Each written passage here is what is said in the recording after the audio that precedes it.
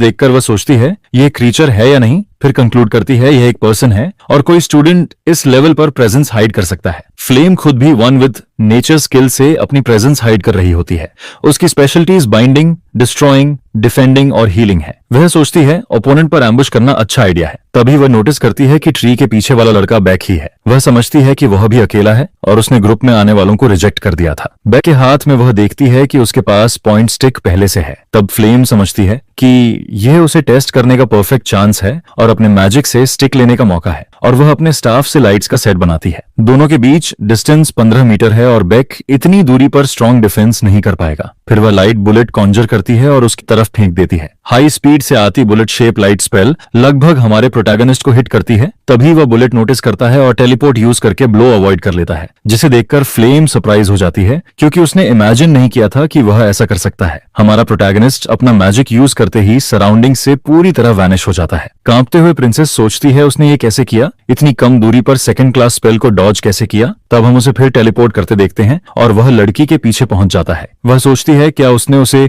Light bullet से बाहर करने की कोशिश की थी। उसके सिंड्रोम के हायर लेवल होने से वह बच गया। अब उसका टेलीपोर्ट 12 मीटर तक पहुंचता है और कूल डाउन टाइम 3 सेकंड्स है। उसके पास अभी 2 टेलीपोर्ट्स और बचे हैं। उसे टेरेन का फायदा उठाना चाहिए ताकि वह उसे किसी बेटर स्पॉट पर हैंडल कर सके। फिर वह अपनी टेलीपोर्टेशन एबिलिटी दोबारा यूज करता है और सेफ डिस्टेंस बनाए रखता है क्योंकि वह ज्यादा रिस्क नहीं लेना चाहता। उसका एम सिर्फ 5th प्लेस सिक्योर करना है। 5th प्लेस का रिवॉर्ड इथीरियल रूट्स होता है जो हेल्थ और स्ट्रेंथ दोनों बढ़ाता है। वह जानता है कि टॉप 4 स्पॉट्स मैन कैरेक्टर्स को मिलेंगे क्योंकि उनके पास पहले से कई पॉइंट स्टिक्स हैं। तभी आगे उसे कुछ लोग दिखते हैं जो उसे तुरंत पहचान लेते हैं। यह बुलीज का ग्रुप होता है जो क्लास एस के बेक यूजिल को पहचान कर उसे मेलिशियस नजर से देखते हैं। हमारा प्रोटैगनिस्ट उस लड़के को राइडन के रूप में पहचानता है जो पिछले कुछ दिनों में स्कूल में फेमस हुआ है। वह यूएससी मेंबर और जेरेमी के पपेट ग्रुप का हिस्सा है और उसके पास 3 पॉइंट स्टिक्स देखकर उसका अटेंशन जाता है। वह सोचता है कि एक पपेट होकर उसने इतने स्टिक्स ले लिए, जबकि वे मानते हैं बेक ने क्लास एस में आने के लिए चीट किया। राइडन कहता है अकेडमी की क्वालिटी गिर गई जब उन्होंने 3 अजीब सवाल सही करने वाले स्टूडेंट को एडमिट किया। इसके बाद बुली हमारे प्रोटैगनिस्ट से कहता है कि अपना स्टिक छोड़ दे और उसे दे दे, लेकिन बेक स्टिक नहीं देता,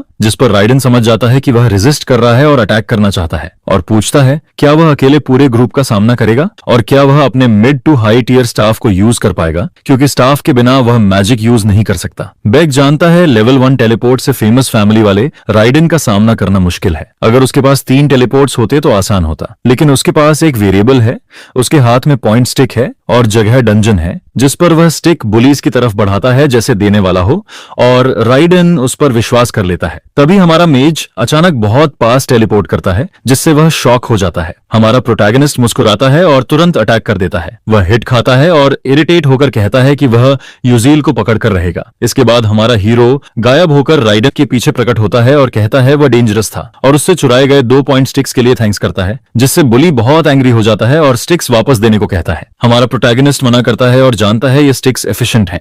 उसे ये कोइंसिडेंस से पता चला था जब उसने प्लेयर्स को गेम खेलते देखा और जाना कि स्टिक्स बग्ड आइटम्स हैं। उनकी ड्यूरेबिलिटी हाई है, स्पेल्स उन्हें डिस्ट्रॉय नहीं करते और उनमें मैजिकल टूल्स जैसी स्ट्रेंथ है। मेजर्स के लिए यह यूजफुल है और बेक जो फिजिकल फाइट करता है उसके लिए यह हाई पावर वेपन बन जाता है। राइडन सोचता है उसने टेलीपोर्ट करते वक्त स्टिक्स कैसे ले लिए। फिर वह ग्रुप से बहस करता है और बेक को पकड़ने को कहता है। उसी समय डंजन शेप बदलने लगता है और उसका प्लान डिस्टर्ब हो जाता है।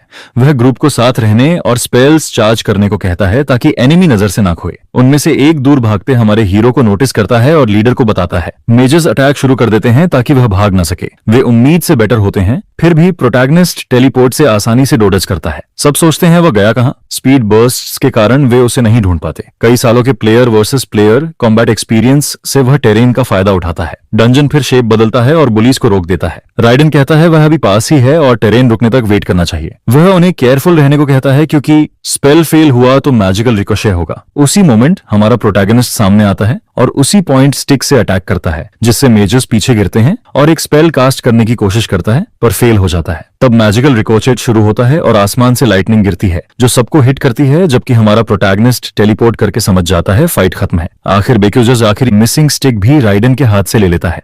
वह मजाक में कहता है गर्लफ्रेंड मिली तो उसे गिफ्ट देगा, जिससे राइडन और गुस्सा होकर वापस मांगता है। बेक आखिरी स्टिक ना लेने का डिसाइड करता है क्योंकि हैसल होगा, और फिर टेलीपोर्ट करके डेलिंक्वेंट्स की नजर से गायब हो जाता है। राइडन गुस्सा करता है और मेज मैजिक से वहां से गायब हो जाता है, जबकि एक लड़की छुपकर सब देख रही होती है। बेक फॉरेस्ट में खुशी से चलता है और जानता है कि स्टिक्स चुराकर जैकपॉट लगा है। अगर नॉर्मल फाइट होती तो वह लुट जाता, लेकिन डंजन होने से सब अलग था। तभी उसे कहीं से स्ट्रेंज सेंसेशन महसूस होती है जो उसे डिस्टर्ब करती है। बेकोजिल के पीछे होराइजन पर एक फायरबॉल बनता है और अचानक फॉरेस्ट पर गिरता है, जिससे आसपास का पूरा एरिया जलने लगता है। फायरबॉल सब कुछ डिस्ट्रॉय करता है और वह शॉक में रह जाता है। फिर भी वह अपने मैजिक से डॉज कर लेता है और हर्ट नहीं होता, लेकिन डिस्ट्रक्शन और ब्लेज उसे ऑलमोस्ट पकड़ लेते हैं। वह समझता है ये एबिलिटी किसी ह्यूमन की है जो स्मोक से बाहर आ रहा है। वह स्टाफ पकड़े एक वुमन होती है जो पूछती है उसने बुलिट से बाकी स्टिक क्यों नहीं लिया। वह लड़की हैंग बयान निकलती है, जिसे पहचान कर वह सोचता है वह यहाँ क्यों आई और उसने ये स्पेल क्यों कास्ट किया। वह कहता है कि उसने गलत समझा है और उसने स्टिक इसलिए नहीं ली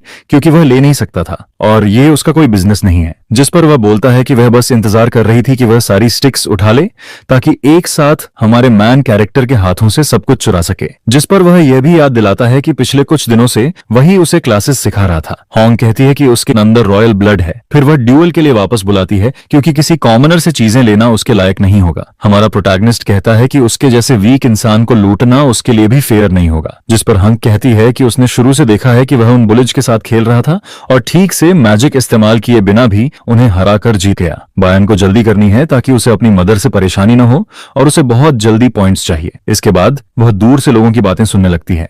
कुछ लोग कह रहे होते हैं कि बेक यूजिल भाग रहा है और सोच रहे हैं कि वह कहां जा रहा है। हॉन्ग पहचान लेती है कि यह राइडन के ग्रुप की आवाज है और सच में वह मेज भाग रहा है और उसे पता भी नहीं चला। वह सोचती है कि क्या उसे उन पर अटैक करना चाहिए, लेकिन वह जानती है कि अकेले 6 लोगों को हराना उसके लिए भी मुश्किल है। इसलिए वह सोचती है कि उनके फाइट खत्म होने का इंतजार करना बेहतर होगा। फिर जब वे थक जाएंगे तो वह एक साथ सारी स्टिक्स चुरा लेगी। उसी समय वह देखती है कि हमारा प्रोटैगनिस्ट पीछे से बुल्ली पर स्टिक से अटैक करता है। वह नोटिस करती है कि वह दुश्मनों पर अटैक करने के लिए टेलीपोर्ट के अलावा कोई और मैजिक इस्तेमाल नहीं करता। भले ही वे उससे कमजोर हैं, लेकिन वे एलीट और मेज फैमिलीज में पले बढ़े हैं। जिस पर उसे समझ आता है कि अगर बेक उनके साथ खेल सकता है तो वह बहुत स्ट्रांग है। इसलिए वह तय करती है कि उसे जलाने के लिए उसे अपनी पूरी पावर लगानी पड़ेगी।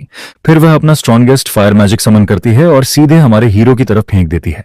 वह बहुत एगिल जंप लगाकर प्रिंसेस होंग के फायर मैजिक को डोडज कर देता है, लेकिन जंगल में आग फैलने लगती है और उसे और ज्यादा फुर्ती से बचना पड़ता है। वह समझ जाता है कि प्रिंसेस होंग का मैजिक खतरनाक है, लेकिन उसने पहले ही ऐसे सिचुएशंस के लिए अपनी इंट्यूशन ट्रेन की हुई है। हालांकि 2 टेलीपोर्ट स्पेल्स इस्तेमाल करना मुश्किल लग रहा है, जिस पर वह कोई और तरीका सोचता है। हॉन्ग बयान पूछती है कि क्या वह अपना वॉन्ड इस्तेमाल नहीं करेगा। बेक कहता है कि उसने उसका वॉन्ड चुरा लिया है, जिस पर हॉन्ग कहती है कि एकेडमी जो बेसिक वॉन्ड्स देती है वह तो उसके पास होगा। हमारा प्रोटैगनिस्ट इसे भूल गया था, लेकिन एंट्रेंस सेरेमोनी में उसे एक मिला था जिसे वह इस्तेमाल करना पसंद नहीं करता। हॉन्ग इरिटेट होने लगती है क्योंकि वह कॉमनर हर बार ऐसे ही खेलता रहता है और उसकी नर्व्स पर चढ़ जाता है। प्रिंसेस बाकी पार्टिसिपेंट्स के बारे में सोचना भी बंद कर देती है और बेक के खिलाफ पूरी ताकत से जाने का सोचती है। भले ही उसने पहले ही इस फाइट में सब लगा दिया था, फिर भी वह अपनी लिमिट्स के पार जाने का फैसला करती है। हॉन्ग अब मैजिक इस्तेमाल नहीं करेगी क्योंकि उसका गुस्सा ही उस लड़के को खत्म करने के लिए काफी है। दोनों एक दूसरे के सामने खड़े होते हैं और पीछे जंगल जलता रहता है। हॉन्ग बयान तय करती है कि वह इस कॉमनर को हमेशा के लिए खत्म कर देगी। उसके मैजिक की लपटें लड़के की तरफ बढ़ती हैं और वह चौंक जाता है। वे उसके पास से गुजरती हैं, लेकिन वह साइड में हटकर बच जाता है। जैसे ही वह मैजिक से आगे निकलता है, आग और तेज हो जाती है और उसे समझ आता है कि थोड़ा सा भी लेट होता तो उसका अंत हो जाता। आग फैलती जाती है और उसे पता है कि चाहे वह डॉज करे, अटैक की रेंज बहुत ज्यादा है। वह सोचने लगता है कि क्या करे, तभी उसे एक अलग आवाज सुनाई देती है, जिस पर वह नोटिस करता है कि उसके पीछे कुछ है जिसका वह इस वक्त इस्तेमाल कर सकता है। वह तुरंत टेलीपोर्ट होकर उस जगह पहुंच जाता है जहां लपटें नहीं पहुंच सकती। जिस पल वह अपनी जगह छोड़ता है, उसी सेकंड वहां बेहद ताकतवर आग टकराती है। हमारा प्रोटैगनिस्ट समझता है कि इस बार वह लकी रहा, लेकिन अगली बार शायद न हो। अगर वह हॉन्ग के पास भी पहुंचता है तो उसके आसपास की आग उसके करीब आते ही एक्सप्लोड हो जाती है। बेक ये काउंटलेस बार फायर क्लास मेजेस से हारने के कारण जानता है। इसका मतलब प्रिंसेस हॉन्ग बयान किसी की सोच से कहीं ज्यादा स्ट्रांग है। अगर मैदान खुला होता तो वह 1 मिनट से कम में यह बैटल हार जाता। असल में वह इसे फाइट भी नहीं कह सकता क्योंकि वह बस टेलीपोर्ट करते हुए उससे भाग रहा है। कई होमिंग फायर बर्स्ट सीधे बेकुसिल की तरफ आते हैं, लेकिन वह खड़ा रहकर कुछ नहीं करने वाला जैसा वह सोच रही है। फिर वह जंप करता है और एक्सप्लोडिंग फायर को डॉज करना शुरू करता है। पीछे एक ट्रेल छोड़ता है और रुकता नहीं है, जबकि फायर बर्स्ट उसका पीछा करते रहते हैं। वह नोटिस करता है कि वह हर एक फायर बर्स्ट को अलग अलग देख सकता है, जिस पर जब वे उसके करीब आते हैं तो बेक अपने वेपन से उनके ट्रेजेक्टरी को डिफ्लेक्ट कर देता है। होंग बयन को यह इम्पॉसिबल लगता है, लेकिन यही उसकी सर्वाइवल स्ट्रेटेजी है। समय बीतने के साथ हमारे प्रोटैगनिस्ट की सेंसेस धीमी होने लगती हैं, क्योंकि स्क्रीन के जरिए गेम खेलना और सामने मेज से लड़ना अलग फील होता है। सब कुछ ज्यादा विविड लगता है। वह मैन के फ्लो को ऐसे फील करता है जैसे हाथों से पकड़ सकता हो। उसका सिक्स्थ सेंस देखना और सुनना जितना फेमिलियर लगने लगता है, और उसी के जरिए वह अपने वेपन से अटैक्स रोकता रहता है। पेड़ों से भरी यह जगह उसके लिए ज्यादा फायदेमंद है, क्योंकि उसका फायर एट्रीब्यूट है। फिर भी बेक्यूजल को हराने के लिए उसे और भी स्ट्रॉन्ग मैजिक कास्ट करना पड़ेगा, जो इस वक्त लगातार भागते और लपटों से बचते हुए आगे बढ़ रहा है। डिफेंसिव रहने के बजाय वह मैजिक बैटन्स का इस्तेमाल करके होंग का शील्ड तोड़ना चाहता है, जिस पर वह दौड़ते हुए पीछे से उसके पास पहुंचने लगता है और उसके चारों तरफ बने फायर शील्ड को देखता है। जैसे ही उसे एक ओपनिंग दिखती है, वह अपनी पूरी ताकत से स्प्रिंट करता है और उसे हिट करने की कोशिश करता है। वह अपना टेलीपोर्ट इस्तेमाल करता है और सीधे फायर प्रिंसेस के बैरियर के अंदर घुस जाता है, जिस पर वह शॉक में रह जाती है। जैसे ही वह अपने शील्ड के अंदर दुश्मन को देखती है, उसी पल वह एक स्पेल तैयार कर लेती है। यह फायर क्लास बिशप्स की स्किल होती है, जो करीब 2 मीटर रेडियस में एक्सप्लोजन कर देती है। पैनिक होने की जगह हमारा प्रोटैगनिस्ट हल्का सा मुस्कुराता है, क्योंकि वह यह कई बार एक्सपीरियंस कर चुका है, और तुरंत एक बड़ा स्टेप पीछे लेता है ताकि स्पेल की रेंज से बाहर निकल सके। फिर वह अपने पैर से जोर लगाकर लड़की की मैजिक स्फीयर पर वार करता है और उसकी मैजिक बैरियर में क्रैक आ जाता है, और आखिरकार वह पूरी तरह टूट जाती है। होंग बयन चौंक जाती है और बैरियर टूटते ही पीछे गिर जाती है। हमारा प्रोटैगनिस्ट उसे ऊपर से नीचे तक देखता है और कहता है कि वह फाइट जीत गया है। प्रिंसेस पूछती है कि वह कौन है, जिस पर बेक जवाब देता है कि वह बस एक नॉर्मल स्टूडेंट है। फिर वह उस इंसान से कहता है जो छिपा हुआ है कि अब बाहर आ जाओ और पेड़ के पीछे से सामने आओ। उसी समय फ्लेम पेड़ के पीछे से बाहर आती है। फ्लेम कहती है कि वह छिपी नहीं थी और पूछती है कि उसे कैसे पता चला कि वह वहां है। हमारा प्रोटैगनिस्ट कहता है कि यह इंट्यूशन है, जबकि असल में यह एक तरह का सिक्स्थ सेंस है जो माना लीकेज डिटेक्ट करता है। फ्लेम को इंट्यूशन वाली बात पर ज्यादा भरोसा नहीं होता, लेकिन वह बातचीत जारी रहने देती है। इसके बाद वह पूछती है कि उसने स्कोरिंग स्टिक से प्रिंसेस का मैजिक शील्ड कैसे तोड़ा। वह पूछती है कि क्या यह भी इंट्यूशन से किया, जिस पर हीरो समझ जाता है कि यह एक बग है और सच नहीं बता सकता। वह समझाता है कि स्टिक बहुत स्टर्डी है, लेकिन फ्लेम कहती है कि ऐसे हिट से मैजिक शील्ड नहीं टूट सकता। फ्लेम पूछती है कि ऑर्डिनरी नाइट्स इस दुनिया से क्यों गायब हो गए, और उसके पास इसका कोई जवाब नहीं होता। वह हमेशा बेक्यूजल पर शक करती रही है और अब सीधा पूछती है कि वह असल में कौन है। हमारा प्रोटैगनिस्ट टेंस हो जाता है और सोचता है कि शायद यही अंत है, और उसे यहाँ आए 1 महीना भी नहीं हुआ है। वह तय करता है कि वह अपना रियल सच तभी बताएगा जब फ्लेम उस पर कोई फेवर ओबे करे, क्योंकि यह रिस्की है। वह कहता है कि अगर उसे उस पर शक भी है तो भी वह उसके जैसा बुरा इंसान नहीं है। लड़की समझ नहीं पाती, जिस पर वह कहता है कि वह सच में उसकी मदद करना चाहता है। फ्लेम समझ नहीं पाती कि मदद से उसका क्या मतलब है। फिर वह वहां से जाने लगता है और कहता है कि उसके पास अभी बात करने का टाइम नहीं है, क्योंकि अब उसे बस क्वाइटली डिसअपियर होना है। तभी होंग बयान अपनी स्कोरिंग स्टिक्स टेलीपोर्ट मेज के सिर की तरफ फेंक देती है। वह कहती है कि उसने स्पेल्स और ट्रैप्स डॉज कर लिए, इसलिए उसे लगा वह उसकी स्टिक्स भी पकड़ लेगा। माना लीकेज के प्रति सेंसिटिविटी की भी लिमिट्स होती हैं, और वह जानता है कि वह कुछ नहीं कर सकता था। सेंसिटिविटी मेंटल स्ट्रेंथ से तय होती है, और एग्जॉस्शन के कारण उसे भयंकर हेडेक हो रहा है, जो आइटम फेंके जाने से और बढ़ जाता है। प्रिंसेस कहती है कि क्योंकि वह बेक से हार गई, इसलिए वह उसकी स्टिक्स ले सकता है। हमारा हीरो समझता है कि अगर वह सब ले ले तो उसकी रैंकिंग बहुत हाई हो जाएगी और बाकी आइटम्स उसके काम के नहीं है। फिर भी वह जमीन से स्टिक्स उठाता है और तय करता है कि वह सिर्फ एक ही लेगा, बाकी वह खुद रखे। इसके बाद वह हमेशा के लिए वहां से चला जाता है और दोनों लड़कियों को गुड बाय कह देता है। अंदर ही अंदर वह सोचता है कि दुश्मन को हराने के बाद भी काइंडनेस दिखाना एक एडमिरेबल एटीट्यूड है, लेकिन लड़कियां सोचती हैं कि वह पूरा इडियट है जो स्टिक्स छोड़ गया और एक स्टूपिड कॉमनर है। दोनों लड़कियां लगातार बेक्यूजल की ट्रू आइडेंटिटी के बारे में सोचती रहती हैं। इसी दौरान 3 लोग एक होलोग्राफिक मैप देख रहे होते हैं। वे टीचर्स हैं जो प्रैक्टिकल टेस्ट में स्टूडेंट्स की परफॉर्मेंस देख रहे हैं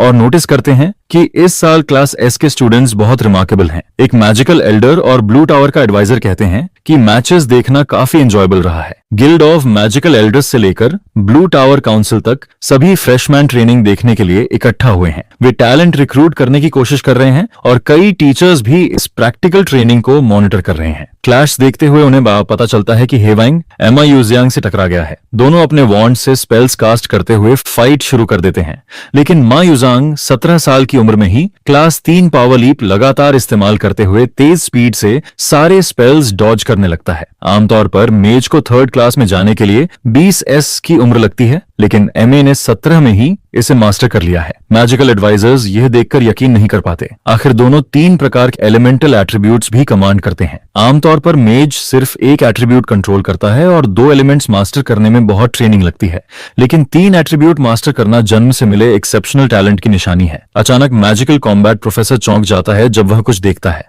बैटलफील्ड पर एक विशाल ब्लैक फिनिक्स, एक सीक्रेट बॉस प्रकट हो जाता है। वह जोरदार चीख निकालता है और दोनों स्ट्रॉन्ग स्टूडेंट्स के ऊपर उड़ने लगता है। तभी वह विशाल क्रीचर जमीन पर गिर जाता है और पूरी तरह डिफीट हो जाता है। उसके पीछे स्टाफ पकड़े एक लड़की खड़ी होती है जो इंटरप्शन और मॉन्स्टर को हराने के लिए सॉरी कहती है। मैजिकल कॉम्बैट प्रोफेसर समझ जाता है कि यह स्टूडेंट एसल मॉफ है। सीक्रेट बॉस एक हिडन इवेंट होता है जो हाई लेवल एबिलिटीज टकराने पर प्रकट होता है। इतने बड़े मॉन्स्टर को अकेले हराना आसान नहीं होना चाहिए, लेकिन उसने बहुत आसानी से कर दिया। एल्डर्स सोचते हैं कि अगर उसका फादर ट्रेटर आर्चड्यूक मॉथ न होता तो वह और भी आगे बढ़ सकती थी। मेजर्स अडालाबेट की प्रिंसेस की फाइट देखते हैं और उसके ओपोनेंट को पहले कभी नहीं देखा, लेकिन वे तब हैरान हो जाते हैं जब वे उसका स्पेल देखते हैं जिसे फ्लैशेस प्रेज कहा जाता है। सदियों से कई स्कॉलर्स इस एबिलिटी को कंट्रोल करने की कोशिश करते रहे हैं, लेकिन उन सब लोग फेल हो गए और आखिर में मर गए या हार मान गए, क्योंकि यह ऐसा मैजिक है जिसे कंट्रोल करना पूरी तरह इम्पॉसिबल माना जाता है। फिर भी जो स्टूडेंट फ्लैश को अपने हाथ पैर के एक्सटेंशन की तरह कंट्रोल करता है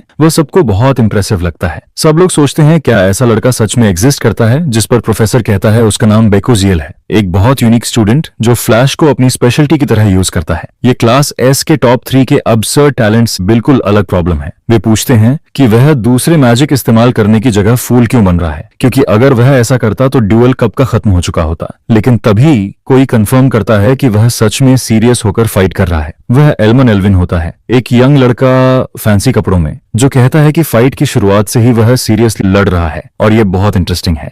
उसका लड़ने का तरीका उसे पुराने जमाने के नाइट्स की याद दिलाता है, जिसका मतलब शियोवालिक ऑर्डर के नाइट्स से है जो ब्लेडेड वेपन्स के साथ गायब हो गए थे। यह सुनकर सब कंफ्यूज हो जाते हैं क्योंकि वह बेहद यंग स्टूडेंट है। शिवलरी का मतलब उन नाइट्स की स्पिरिट से है जो मैजिकल वर्ल्ड में भी स्वॉर्ड लेकर लड़ते थे। पुराने समय से हीरोज बुराई के खिलाफ दुनिया बचाने के लिए लड़ते आए हैं और कहा जाता है वे हमेशा हाथ में स्वॉर्ड लेकर फाइट करते थे। हालांकि मैजिक मौजूद है, लेकिन असल में स्वॉर्ड से लड़ना प्रैक्टिकल नहीं है। फिर भी यह स्टूडेंट स्टिक को उसी तरह यूज करता है। अगर एल्मन एल्विन का असम्पशन सही है तो वह एकेडमी का हेडमास्टर है, जो दुनिया का बेस्ट मैजिक स्कूल माना जाता है। 9th क्लास मास्टर मेज और कॉन्टिनेंट के 10 महान मेजेस में से एक है। जब दुनिया के इतने बड़े मेज ऐसा सोचते हैं तो बाकी लोग उसकी बात मान लेते हैं। पहला डंजन ट्रेनिंग खत्म हो जाता है और सभी फैसिलिटीज में वापस लौटते हैं। कुछ स्टूडेंट्स स्ट्रॉ डमीज पर अपना मैजिक प्रैक्टिस कर रहे होते हैं, जैसे हाई वयांग, जिसे महसूस होता है कि उसका माना लगभग खत्म हो चुका है। इसलिए वह डिसाइड करता है कि उसे माना बचाकर रखना होगा, क्योंकि प्रैक्टिकल टेस्ट अब भी लंबा चलने वाला है। 140 स्टूडेंट्स में से 39 पहले ही एलिमिनेट हो चुके हैं। आइसेल बॉस मॉन्स्टर हराकर फर्स्ट प्लेस लेता है और बेक सेकंड आता है। जीनियस मायूजियन 6th प्लेस पर आता है और हमारा प्रोटैगनिस्ट खुद को उतना विक्टोरियस फील नहीं करता। उसे पता है कि अगर उस समय एसेल इंटरफियर न करती और बॉस को डिफीट न करती तो वह एम्मा को हरा सकता था। पहली बार प्रोडिजी से मिलने के बाद से हमेशा ऐसा ही रहा है। वह हमेशा रिलैक्स्ड रहता है, लेकिन रिजल्ट्स एक्सपेक्टेशन से ज्यादा देता है। इस ट्रेनिंग में उसने स्ट्रेटेजिक लोकेशंस पर मैजिक रून्स लगाए और अपनी मूवमेंट्स कोल्डली कैलकुलेट की, लेकिन एम्मा ने आसानी से उसके सारे अटैक्स ब्लॉक कर दिए। वह सोचता है कि क्या वह कभी उसे हरा नहीं पाएगा और क्या टैलेंट की दीवार तोड़ना पॉसिबल है। लड़का सोचता है कि वह प्रोडिजी से कमजोर है, लेकिन खुद को ब्लेम करना छोड़कर और मेहनत करने का फैसला करता है। उसी समय प्रिंसेस हेव रियांग को नफरत भरे एक्सप्रेशन और तनाव के साथ ट्रेनिंग करते हुए देखती है। अचानक वह उसके पास रुकती है और फायर मैजिक से स्ट्रॉ डमी को जला देती है।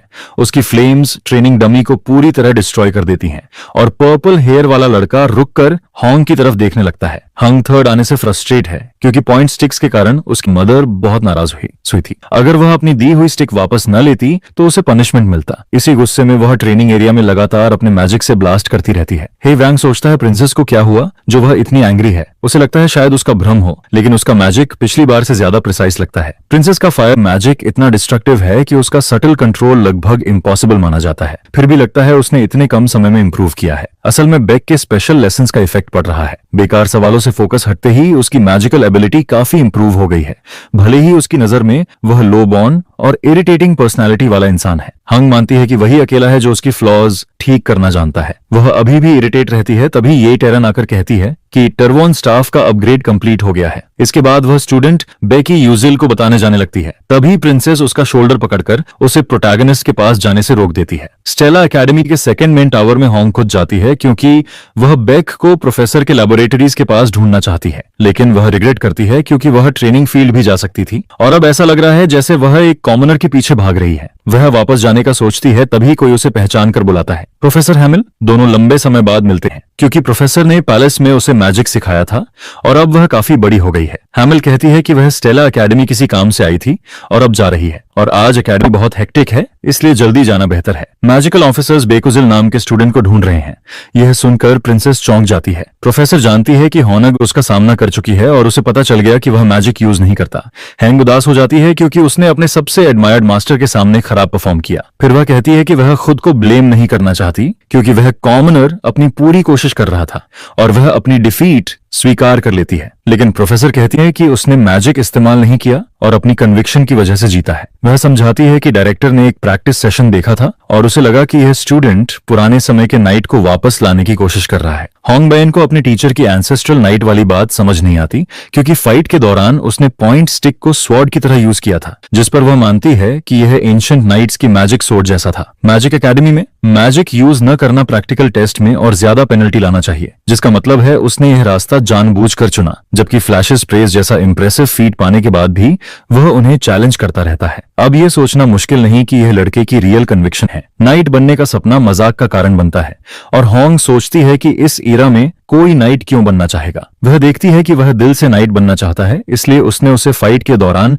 उसे परेशान न करने को भी कहा और बहुत गुस्सा हो गई थी। उसी समय बेक उस लड़की को ढूंढ लेता है और वह आइडेलिक रूट्स 5th प्लेस रिवॉर्ड खा रहा होता है। वह कहती है कि वह वहां उसके कारण नहीं आई और फिर टेरी वॉरक्वान हमारे प्रोटैगनिस्ट को दे देती है। यह इंटेंजिबल सोर्ड है और प्रिंसेस से मदद मांगना सही था क्योंकि वह इसे अपने पैसों से खरीद नहीं सकता था। हमारा प्रोटैगनिस्ट उस बॉक्स के साथ रह जाता है जिसमें एक्स्ट्रा ऑर्डिनरी एबिलिटीज वाली मैजिक स्वॉर्ड है। लड़की कॉमनर की एक्साइटमेंट देखती है और पूछती है क्या वह सच में कोई और मैजिक यूज नहीं करता। हमारा हीरो इस सवाल से कंफ्यूज हो जाता है और लड़की जवाब सुने बिना ही चली जाती है। सोचते हुए उसे याद आता है कि प्रोफेसर ली भी उसके दूसरे मैजिक न यूज करने की बात करता था। बेक को लोग जो उसकी कन्विक्शन और दिल समझने की बातें करते हैं वह समझ नहीं पाता। मैजिक सोर्ड मिलने के बाद टेलीपोर्ट मीट सोचता है कि अगला एपिसोड वह आसानी से हैंडल कर लेगा, इसलिए वह अभी सोर्ड को टेस्ट करने का फैसला करता है। टर्वॉन को हाथ में पकड़कर वह उसमें माना इंजेक्ट करना शुरू करता है और सरप्राइजिंग रिजल्ट आता है। सोर्ड बड़ी हो जाती है और तेज रोशनी छोड़ने लगती है। हमारा प्रोटैगनिस्ट समझता है कि यह उसकी उम्मीद से बेहतर है क्योंकि सोर्ड बहुत बड़ी और ब्राइट है। वह सोचता है अगर फ्लेम के हाथ लगती तो और कलरफुल होती क्योंकि उसकी प्रेजेंस बहुत स्पेशल है। वह इंसान है जिसने एल्व्स, ड्वार्व्स और एंजल्स की मैजिक एक साथ मास्टर की है। यह स्टाफ यूजर की एनर्जी लगातार ड्रेन करता है, इसलिए हर कोई इसे यूज नहीं कर सकता। फ्लेम नेचुरल एनर्जी से माना रिकवर करती है और इसे फिनिशिंग ब्लो की तरह यूज करती है। उसके पास माना नहीं है और अब्सॉर्ब करने पर भी लीक्स उसे स्टोर नहीं करने देते। माना की कंसंट्रेशन और उसकी ब्रीदिंग टेरन स्ट्राइक्स की पावर तय करेंगे, इसलिए वह अपना एट्रीब्यूट और स्टेटस टेबल खोलकर चेक करता है। वह देखता है कि मैजिकल पावर लीकेज लेवल 2 पर उसकी स्ट्रेंथ, एजिलिटी और सेंसेस बढ़ रही है। वह नोट करता है कि प्रैक्टिकल एक्टिविटी का 5th प्लेस प्राइज रूट्स का बैग था, जिससे उसकी स्ट्रेंथ बढ़ी है। अब उसके पास ये वेपन है तो एक्सपीरियंस गेन करना और आसान होगा, इसलिए बेक सोर्ड यूज करना भी ट्रेन करने का फैसला करता है और अब वह व्यस्त रहने वाला है। आज से प्रोफेसर कहते हैं कि क्लास में रियल मैजिक प्रैक्टिस होगी। डिफेंसिव मैजिक के इंस्ट्रक्टर बिरन सभी को मैजिकल शील्ड्स के साथ स्टेव्स लेने को कहते हैं। वह नोटिस करता है कि क्लास में एक्सीलेंट स्टूडेंट्स हैं और उन्हें लेवल के हिसाब से अलग करना अच्छा था। तभी वह हमारे प्रोटैगनिस्ट को देखता है, क्लास एस का फेमस पुअर ओरिजिन स्टूडेंट। वह लड़का जिसने हाई लेवल स्टाफ के साथ रेजोनेंस किया और ट्रेनिंग में 5th आया। यह टीचर को इरिटेट करता है और वह पूछता है कि वह क्लास में कुछ क्यों नहीं कर रहा। बेक जवाब देता है कि वह दूसरी डिफेंसिव टेक्निक सीख रहा है और उसे बेसिक स्पेल्स की जरूरत नहीं है। बिरियन उसकी डिफेंसिव टेक्निक के बारे में क्यूरियस हो जाता है और अंदर से इरिटेट भी होता है कि एक कॉमनर ऐसा नहीं कर सकता। वैसे भी उसने सुना है कि लड़का टेलीपोर्ट के अलावा कोई मैजिक यूज नहीं करता, इसलिए वह उसे अपनी पर्सनल डिफेंस टेक्निक सबको दिखाने को कहता है। और ओपोनेंट क्लास बी का मोर्सो होगा, पिंक हेयर वाला एरोगेंट लड़का। डिफेंस इंस्ट्रक्टर बने रहने के लिए कनेक्शन जरूरी हैं, इसलिए उसने स्कैल्बिन एम्पायर के मोर्सो को चुना। अगर एस क्लास स्टूडेंट के खिलाफ ड्यूअल में बड़ा गैप दिखे तो उसके लिए अच्छा रहेगा। उसी समय दोनों स्टेज पर आमने सामने आते हैं। मोर्सो डॉर्डन हंस रहा होता है जबकि हमारा प्रोटैगनिस्ट सीरियस और थोड़ा डिस्करेज दिखता है। सभी नोबल बॉय को सपोर्ट करते हैं कि वह कॉमनर बेक यूजिल को हरा दे। हमारा हीरो नोटिस करता है कि वहां यूएस और राइडन का ग्रुप भी है। इस मैंडेटरी क्लास में मैजिक यूज नहीं हो रहा था, इसलिए वह कुछ नहीं कर रहा था, लेकिन अब उसे फाइट करनी पड़ेगी। वह जानता है कि प्रोफेसर बेरियन फर्स्ट ईयर से ही अपनी क्लासेस के लिए फेमस है। वह फाइट को सीरियस लेने और अपने ट्रेनिंग का रिजल्ट देखने का फैसला करता है। ड्यूअल 2 टर्न्स में अटैक और डिफेंस का होगा और वे कोई दूसरा मैजिक यूज नहीं करेंगे। मोर्सो डोडान अटैक शुरू करता है और स्टाफ हाथ में पकड़ लेता है। सब लोग नोबल की जीत पर भरोसा करते हैं क्योंकि वह अग्रेसिव अर्थ मैजिक यूज करता है जिसे डिफेंड करना मुश्किल होगा। टीचर ड्यूअल शुरू करने को कहता है और तुरंत रिच किड सेकंड टीयर अर्थ मैजिक इन्वोक कर देता है, जबकि रूल था कि सिर्फ फर्स्ट ईयर स्पेल्स यूज होंगे। सोचते हुए कि क्या कॉमनर लड़का इस अटैक से बच पाएगा, मोर्सो अपना डोर्ड और स्टोन पियर्सिंग मैजिक हमारे प्रोटैगनिस्ट की तरफ छोड़ देता है, जिस पर सामने से आता मैजिक देखते ही वह टर्वन एक्टिवेट करता है और अपनी मैजिक सोर्ड से दुश्मन के मैजिक को काट देता है। जैसे ही वह नोबल के मैजिक को कुछ भी नहीं समझते हुए तोड़ देता है, सब लोग शॉक में उसे देखते रहते हैं और नोबल हैरान रह जाता है कि एक स्लैश से उसका मैजिक गायब हो गया। किसी ने नहीं सोचा था कि स्पेल को काटने से वह ऐसे वैनिश हो जाएगा। डिफेंस टीचर समझ जाता है कि बेकुजियल ने सच में दुश्मन का मैजिक डिसिपेट कर दिया। हर मैजिक में माना फ्लो होता है और सही जगह कट करने पर स्पेल खत्म हो जाता है और हमारा प्रोटैगनिस्ट ये बेहद आसानी से कर देता है। अभी वह सिर्फ क्लास 3 स्पेल्स काट सकता है, लेकिन बेक सोचता है कि इतनी ट्रेनिंग करना वर्थ था और वह टेरी की वल्नरेबिलिटी का इस्तेमाल करते हुए फाइट जारी रख सकता है। नोबल बहुत डर और गुस्से में आ जाता है क्योंकि एक कॉमनर ने उसका मैजिक डिस्ट्रॉय कर दिया। वह जानता है कि अगर मोर्सो डॉर्डन हार गया तो प्रोफेसर बेरियन भी परेशान होगा। रिच बॉय मानता है कि उसकी डिफेंस अच्छी है और कहता है कि यह टेक्निक एक बार में सिर्फ एक अटैक काट सकती है और लिमिट भी है। अगर कई अटैक आए तो कॉमनर डिफेंड नहीं कर पाएगा, जिस पर वह मैलिशियस स्माइल करने लगता है। हमारा प्रोटैगनिस्ट इरिटेट हो जाता है क्योंकि दुश्मन बहुत बोल रहा है। तभी वह कई स्ट्राइक्स अपनी तरफ आते देखता है। उसका दुश्मन वॉन्ड से कई माना रॉक्स कॉन्जर करके उस पर अटैक करता है। फाइट देख रहे लोग सोचते हैं यह बहुत ज्यादा है और दूसरे स्टूडेंट को बुरी तरह चोट लगेगी। इविल स्माइल के साथ स्पेल कास्ट होते ही सब सोचते हैं टीचर को फाइट रोक देनी चाहिए। यह स्पेल बुलर स्टोन पियर्सिंग है जो सीधे टेलीपोर्ट मेज की तरफ आता है। हमारा प्रोटैगनिस्ट डर जाता है जब वह मैजिकल स्टोन्स अपनी तरफ आते देखता है। कुल 11 स्टोन्स उसकी तरफ उड़ते हैं और टेलीपोर्ट या कट करने का समय नहीं है, इसलिए उसे सब ब्लॉक करना पड़ेगा और वह टेरियन से यही करने की कोशिश करता है। जब कॉमनर बेक यूजिल उन्हें ब्लॉक कर देता है तो नोबल इरिटेट हो जाता है क्योंकि उसका बेस्ट स्पेल आसानी से डिस्ट्रॉय हो गया और दुश्मन ने सोर्ड से रोक लिया। टीचर भी गुस्सा होता है क्योंकि अगर मोर्सो हार गया तो वह भी फंस जाएगा। हमारा प्रोटैगनिस्ट वेंटिलेशन इस्तेमाल करता है। यह टेक्निक उसने किसी दूसरे गेम में देखी थी और यह काम कर गई। टेर्रावन का फॉर्म बनाए रखने में ज्यादा ताकत लगती है, इसलिए वह बाद में थक जाता है। इसके अलावा डिफेंस सिंगल अटैक से भी कमजोर हो जाती है, जो रियल फाइट में खराब है, इसलिए वह इसे सिर्फ इस ट्रेनिंग में यूज करेगा। स्टूडेंट्स नोटिस करते हैं कि यह लगभग मैजिक शील्ड जैसा है और सोचते हैं उसने ये डिफेंस कैसे डेवलप की। वहीं रिच बॉय मोर्सो इरिटेट हो जाता है क्योंकि उसे लग रहा है वह फाइट हार जाएगा। सबके सामने कॉमनर से इंसल्ट होकर वह फिर स्पेल कास्ट करने लगता है। उसका अटैक टर्न खत्म हो चुका है, फिर भी वह एक और स्पेल तैयार करता है और चिल्लाता है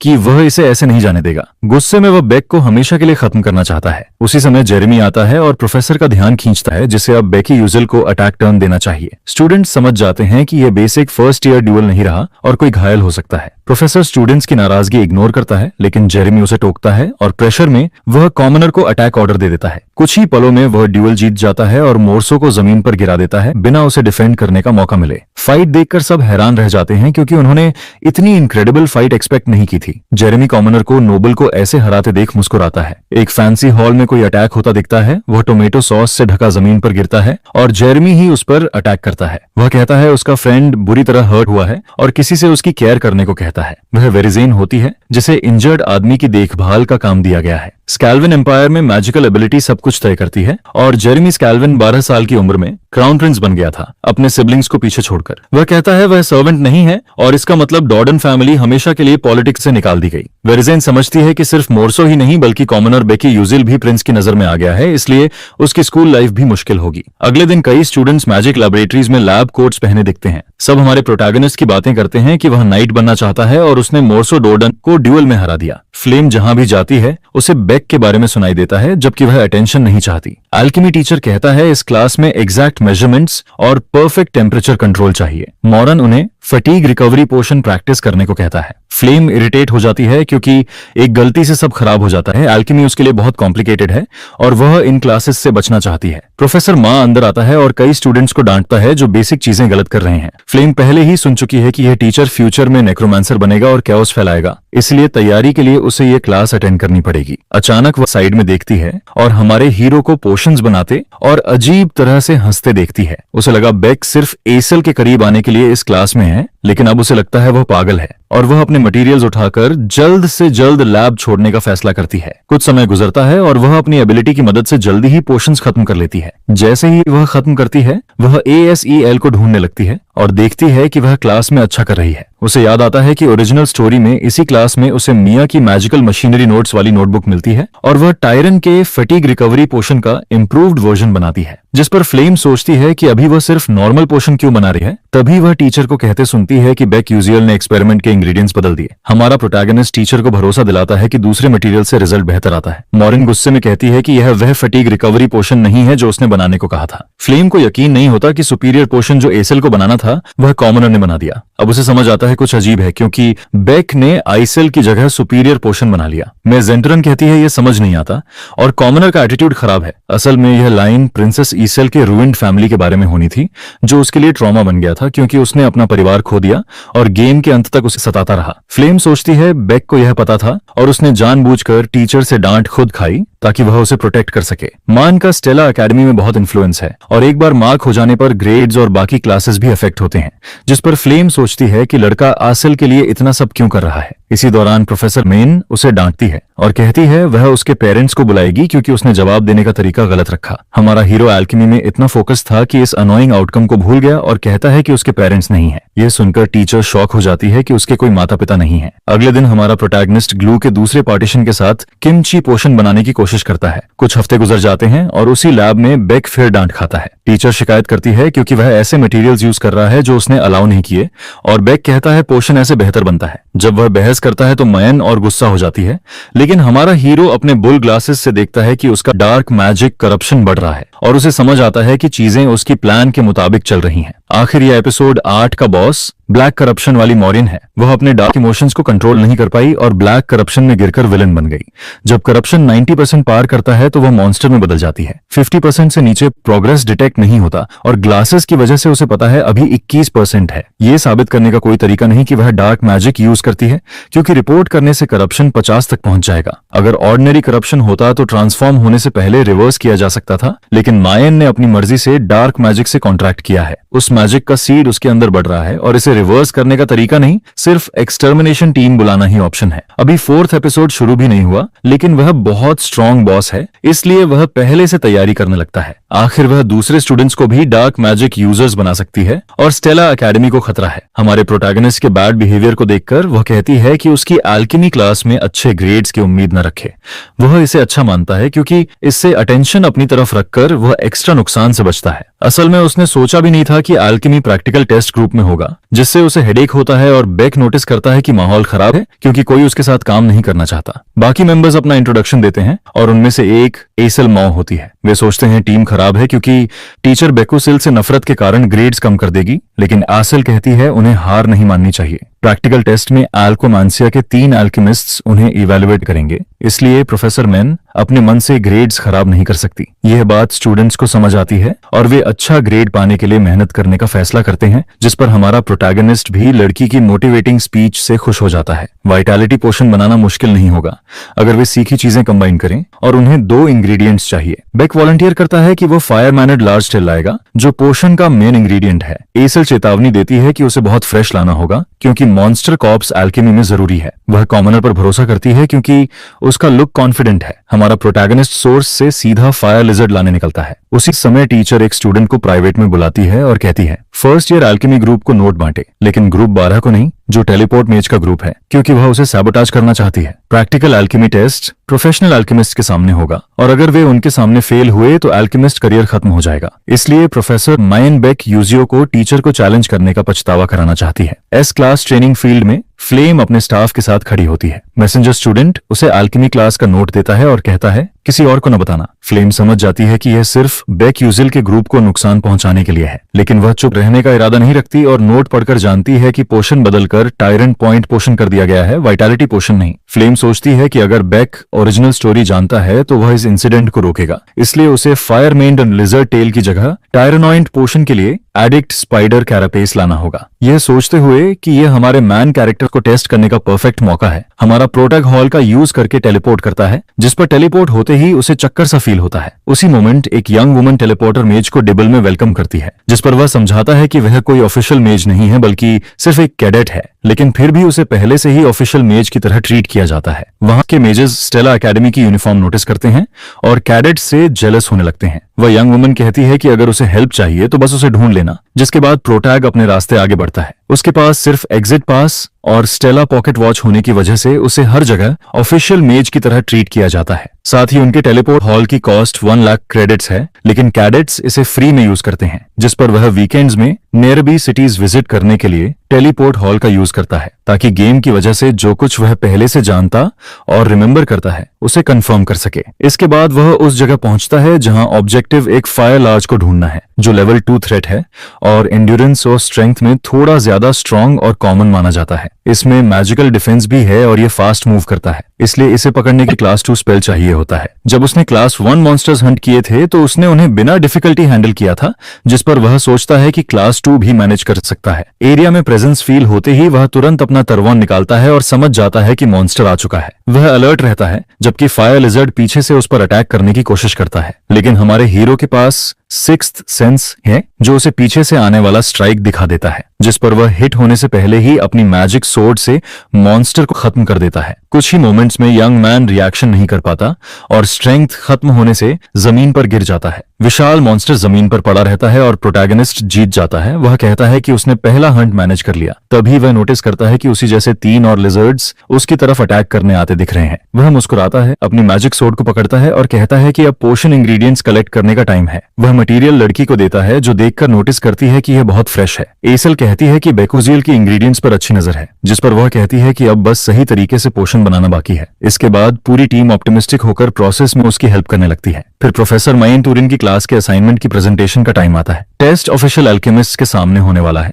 और अगर वे अच्छा करते हैं तो उनका फ्यूचर अल्केमिस्ट के रूप में बन सकता है। मेन एक्टिविटी शुरू करती है और अनाउंस करती है कि टास्क टायरन पॉइंट पोशन टाइप बी बनाना है। वह पूछती है कि सब इंग्रेडिएंट्स लाए हैं, जिस पर बेक का ग्रुप शॉक हो जाता है। एसल कंप्लेन करने की कोशिश करती है कि रिक्वेस्टेड पोशन वाइटैलिटी डी था। टीचर स्टूडेंट से कंफर्म करती है कि उसने पोशन चेंज अनाउंस किया था और सभी एग्री करते हैं। यह सुनकर हमारा हीरो टीचर के एटीट्यूड से इरिटेट हो जाता है और नहीं चाहता कि उसके क्लासमेट्स इस टेस्ट में खराब करें। वह ओरिजिनल स्टोरी रिमेंबर करने की कोशिश करता है और फ्लेम के साथ नजरें एक्सचेंज करता है। उसे यह स्ट्रेंज लगता है क्योंकि उसने सोचा था बेक ओरिजिनल स्टोरी जानता है और इसे अवॉइड कर सकता है। वे एसल से कंप्लेन करते हैं कि उसने गलत इंग्रेडिएंट्स लाए हैं। टीचर कहती है कि अगर वह अल्केमिस्ट बनना चाहती है तो इंग्रेडिएंट्स कंफ्यूज नहीं कर सकती। जब मान श्योर होती है कि ग्रुप 12 फेल होगा, तभी कोई उसे इंटरप्ट करता है। हमारा हीरो पूछता है कि क्या उसे सिर्फ टायरन पॉइंट पोशन बनाना है और कहता है कि वह इसे करेगा। अलग इंग्रेडिएंट्स होने के बावजूद और टीचर के पोशन से बेहतर परफॉर्मेंस दिखाते हुए ऑफिशियल अल्केमिस्ट्स आपस में विस्पर करने लगते हैं, जो उसकी एटीट्यूड से इंप्रेस हो रहे हैं। हमारा प्रोटैगनिस्ट जानता है कि इस पोशन का मेन इंग्रेडिएंट आडर्क स्पाइडर का शेल है। इन स्पाइडर्स का शेल न्यूट्रिएंट्स से भरा होता है और टायरन पॉइंट पोशन इसी वजह से रिवाइटलाइजिंग है। लेकिन फायर लिजर्ड की टेल से रिवाइटलाइजिंग पोशन बनाने की कोशिश करना उसके लिए रिस्की है। टीचर उस पर डाउट करती है और सोचती है कि वह सबके सामने उसका अल्केमिस्ट करियर खत्म कर देगी। वह वार्न करती है कि टाइम लिमिट 1 आवर है और उसे पोशन बनाने की परमिशन देती है। वह डिमांड करती है कि वह उस टाइम में टायरन पॉइंट पोशन कंप्लीट करे। उसका ग्रुप सोचता है कि वह क्रेजी है, भले ही वह पोशंस बनाने में अच्छा है। बेकोजियल कहता है कि जब वे यहाँ हैं तो ट्राई करना चाहिए और उन्हें उस पर ट्रस्ट करते रहने को कहता है। वह सोचता है कि खराब ग्रेड मिलने से बेहतर अलग पोशन बनाने की कोशिश करना है। किसी तरह वह अपने ग्रुप को मोटिवेट करता है, जो ऑप्टिमिस्टिक हो जाते हैं और उससे अग्री करते हैं। इसके बाद हमारा हीरो समझाना शुरू करता है कि यह टास्क कैसे काम करेगा, जिस पर वह बताता है कि जब वह गेम खेलता था, एल्केमी उसकी सबसे बड़ी पैशन में से एक थी। उसने हर रेसिपी सिंपलेस्ट से सबसे कॉम्प्लेक्स तक लिखी थी, जिनमें टायरन पॉइंट पोशन बी की रेसिपी भी शामिल थी। ये वही रेसिपी थी जिसे फ्यूचर में प्रोफेसर मैन इन्वेंट करने वाली थी, इसलिए वह इसे टैंपर नहीं करना चाहता था। वर्तमान में वह ग्रुप को समझाता है कि स्पाइडर का शेल न्यूट्रिशियस है क्योंकि इसका यूज ऑफस्प्रिंग इंक्यूबेट करने में होता है। फायर लिजर्ड की टेल में भी एक similar organ specific blood vessel में होता है। एक डेजर्ट ट्राइब उस वेसल का यूज चीफ की हेल्थ स्ट्रॉन्ग करने के लिए करता था, जिससे उनकी लाइफ एक्सपेक्टेंसी बढ़ गई थी। ग्रुप का एक मेंबर कहता है कि वह समझ गया और हेल्प करना चाहता है। हमारा प्रोटैगनिस्ट मिस्टलटो को मैजिकल ड्राइंग मेथड से ड्राई करने वाला है, जिस पर एक लड़का कहता है कि उसे यह करना आता है। एसल कहती है कि वह मैजिकल ड्राइंग के इस पार्ट की प्रोसेसिंग हैंडल करेगी। जल्द ही पूरी टीम इस पोटिशन को बनाने में एब्जॉर्ब और फोकस्ड हो जाती है। हमारा हीरो रियलाइज करता है कि वे उसकी एक्सपेक्टेशन से भी काफी बेहतर कर रहे हैं। आखिरकार वे उसी तरीके से इंग्रेडिएंट्स को कंबाइन करते हैं जैसा उसने समझाया था, जिस पर वे एक बहुत सिमिलर पोशन बना लेते हैं। टीचर शॉक में रह जाती है जब उसे पता चलता है कि उन्होंने सच में टायरिन बी पॉइंट पोशन बना लिया है। कोई भी अल्केमिस्ट बिलीव नहीं करता कि उन्होंने सच में लिजर्ड टेल का यूज करके यह कर लिया। टीचर इरिटेट हो जाती है क्योंकि यह पोशन सालों की रिसर्च के बाद इन्वेंट हुआ था और उन्होंने इसे आसानी से बना दिया। इसके बाद अल्केमिस्ट्स वेरिफिकेशन करते हैं ताकि पता चल सके कि पोशन सही है। जब वे टेस्ट रन करते हैं तो उन्हें पता चलता है कि यह थोड़ा इम्परफेक्ट है और कुछ इंग्रेडिएंट्स वेस्ट भी हुए हैं। हालांकि यह पोशन प्रोफेसर मे के एंट्रेंस पोशन से काफी बेहतर परफॉर्म करता है, जिस पर ग्रुप खुश हो जाता है और उनके एक्सीलेंट वर्क के लिए प्रेज किया जाता है। लेकिन टीचर और ज्यादा इरिटेट हो जाती है और पोशन खुद चेक करने के लिए ले जाती है। उसे कोई डाउट नहीं रहता कि यह पोशन मॉन्स्टर न्यूट्रिएंट्स को वाइटल एनर्जी में कन्वर्ट करने वाली टेक्निक यूज करता है और हर एंगल से यह एक परफेक्ट 10 पॉइंट पोशन है। वह शॉक में पड़ जाती है और सोचती है कि उन्होंने उससे बेहतर प्रोडक्ट कैसे बना लिया। फिर भी ग्रेड वही देने वाली है और वह उन्हें सैबोटाज करने का सोचती है। वह इंग्रेडिएंट्स की कमी का बहाना बनाकर ग्रुप को डिस्क्वालीफाई करने के बारे में सोचती है, जिस पर अल्केमिस्ट का ग्रुप कहता है कि ग्रुप 12 इस टास्क के लिए बेस्ट ग्रेड डिजर्व करता है। एल्डर अल्केमिस्ट के प्रेशर में टीचर को मानना पड़ता है और ग्रुप 12 अप्रूव हो जाता है। हमारे हीरोज इससे खुश हो जाते हैं, लेकिन टीचर के अंदर बेक के लिए हेट्रेड बढ़ती रहती है और जैसे जैसे उसका हेट्रेड बढ़ता है उसके अंदर ब्लैक करप्शन भी ग्रो होने लगता है। कुछ टाइम बाद हम स्टेला एकेडमी के स्टूडेंट्स को अपना मैजिक ट्रेन करते देखते हैं। फ्लेम सोचती है कि उसकी एज में फिर से स्टडी करना मुश्किल है और वह इसके लिए बहुत टायर्ड है। एक ग्रुप ऑफ गर्ल्स कहता है कि आर्जवांग खुद प्रिंसेस से भी बेहतर कर रही है। सभी कहते हैं कि वह गर्ल फायर मैजिक की प्रोडिजी है। कई सालों की ट्रेनिंग के बाद भी प्रिंसेस उसकी कंट्रोल को ऑलमोस्ट सरपास कर रही है। यह सुनकर वह स्टार्टल्ड हो जाती है क्योंकि होंगबे का कंट्रोल सेकेंड ईयर में इंप्रूव होना चाहिए था, अभी नहीं। वह सोचती है क्या यह भी बेकी यूजिल की वजह से है। जब वह रुककर सोचती है तो उसे प्रैक्टिकल एल्केमी टेस्ट में मेज ने जो किया वह स्ट्रेंज लगता है। पॉइंट पोशन फ्यूचर एसल की डिस्कवरी और टीचर की चोरी की कॉम्बिनेशन था जिससे वह कंप्लीट हुआ था। कहानी का वह पार्ट जाने बिना भी बेक ने ऐसी रेसिपी बना ली जो पहले एग्जिस्ट ही नहीं करती थी। फ्लेम को स्ट्रेंज लगता है कि उसके पास फ्यूचर का नॉलेज है लेकिन ओरिजिनल स्टोरी नहीं जानता। वह क्वेश्चन करती है कि क्या वह पोजेसर नहीं बल्कि रिग्रेसर है। अगर वह फ्यूचर से आया है तो वह ज्यादा इवेंट्स जान सकता है और एसल के साथ हुई सारी इंसिडेंट्स रिमेंबर नहीं करता, क्योंकि ओरिजिनल स्टोरी में मांग को एक बार रिग्रेस करने का चांस मिला था। इस दुनिया में टाइम पर पावर रखने वाला सिर्फ यिन सिपल है। फ्लेम सोचती है कि यह एंटिटी क्या कर सकती है, तभी कोई उसे इंटरप्ट करता है। लड़की पूछती है कि हे वांगबेक के बारे में क्या सोचता है। वह कहता है कि वह बहुत पिक्यूलियर स्टूडेंट है। वह प्रोडिजी बॉय से और आंसर निकालने की कोशिश करती है लेकिन उसकी कोई और ओपिनियन नहीं है। जब वह पूछता है कि क्या फ्लेम को बेक को लेकर कंसर्न है, वह कंफर्म करती है। वह ज्यादा डिटेल्स नहीं देती लेकिन जानती है कि रीजन यह है कि बेक भी स्टोरी जानता है जैसे वह जानती है, और वह कंक्लूड करती है कि इस बारे में ज्यादा सोचना अच्छा नहीं है। वह डिसाइड करती है कि वह टेलीपोर्ट मेज से सीधे बात करेगी कि वह उसके बारे में क्या सोचती है। हे विंगैंग को यह आइडिया स्ट्रेंज लगता है कि वह स्टूडेंट के फेस पर सब कह दे। फ्लेम बॉय को पिछले दिन उसकी बात सुनने के लिए थैंक्स कहती है, लेकिन उसके जाने के बाद नोबल बॉय का लुक स्ट्रेंज हो जाता है। एक दिन गुजरता है और हम प्रोटैगनिस्ट को कैफेटेरिया में देखते हैं। उसे पता है कि मायन तुरिन की करप्शन 37% है और 3 मंथ्स में कुछ गलत होने वाला है। उसकी ब्लैक करप्शन किसी रैंडम स्टूडेंट को अफेक्ट करेगी और उसके 3 कैंडिडेट्स हैं, जैकी फ्लेम की फ्रेंड आर्जंग होंगबैन के ग्रुप से और hive Rayang full moon tower से। अगर हाइव रायांग अफेक्ट हुआ तो गेम में सबसे वर्स्ट सिनेरियो होगा। ये रेयर केस था क्योंकि उसमें करप्शन बहुत बैड एंडिंग की तरफ ले जाता है और बहुत कॉशन चाहिए। वह सबसे लाइकली सिनेरियो के बारे में सोच ही रहा होता है कि फ्लेम आ जाती है और उसे पेंसिव बना देती है। वह आकर पूछती है कि वह रियल में कौन है, क्योंकि पिछली बार उसने सही आंसर नहीं दिया था। हमारा प्रोटैगनिस्ट इस क्वेश्चन से इरिटेट हो जाता है क्योंकि ये उसे मुश्किल सिचुएशन में डाल देता है। सच बताने और इन्फॉर्मेशन पाने से ट्रू एंडिंग तक पहुंचने का चांस बढ़ता है, जिस पर वह ट्राई करने का डिसाइड करता है। जब वह ट्रूथ बताने की कोशिश करता है तो वार्निंग आती है कि उसकी नैरेटिव इनकम्प्लीट है और वह इस पर्सन को नहीं बता सकता कि वह पोजेसर है। वह अपना नॉलेज और इन्फॉर्मेशन इस पर्सन के साथ शेयर नहीं कर सकता। सिस्टम फ्रीज होता देख वह कहता है कि कुछ सीक्रेट्स हैं जिन्हें वह रिवील नहीं कर सकता, जिस पर फ्लेम अग्री करती है कि वह आधे सीक्रेट्स ही रिवील करेगा। शुरुआत में गर्ल पूछती है कि क्या वह फ्यूचर देख सकता है। वह समझ जाता है कि वह सीधे पॉइंट पर आ गई है और कंक्लूड करता है कि वह भी फ्यूचर देख सकती है। वो काउंटर क्वेश्चन करता है कि स्टेला में उसका ऑब्जेक्टिव क्या है। फ्लेम कहती है कि वह वर्ल्ड को बचाने की कोशिश कर रही है। इसके बाद वह उसके एक्टिंग बिहेवियर के बारे में एक और क्वेश्चन पूछती है। क्वेश्चन पूरी तरह समझे बिना भी बेक आंसर देता है कि इन सर्कमस्टांसेस में यही बेस्ट वे है एक्ट करने का, लेकिन यह आंसर उसके लिए इनफ नहीं होता और वह उसे झूठ बोलना बंद करने को कहती है। वह बिलीव नहीं करती कि वह अच्छा पर्सन है और सोचती है कि वह इससे कुछ गेन करने की कोशिश कर रहा है। हमारा प्रोटैगनिस्ट कहता है कि उसे कुछ नहीं चाहिए और उसे खुद भी नहीं पता कि वह क्या चाहेगा। वह बस बिना ज्यादा सोचे जीना चाहता है। यह स्ट्रेंज आंसर सुनकर वह रूड होने के लिए अपोलोजाइज करती है और जल्द ही वह हमारे हीरो को बाय कह देती है। इससे पहले कि वह कोई और क्वेश्चन पूछ पाता, तभी हे वानंग बहुत गुस्से में आ जाता है और बेकी यूजील को कन्फ्रंट करता है।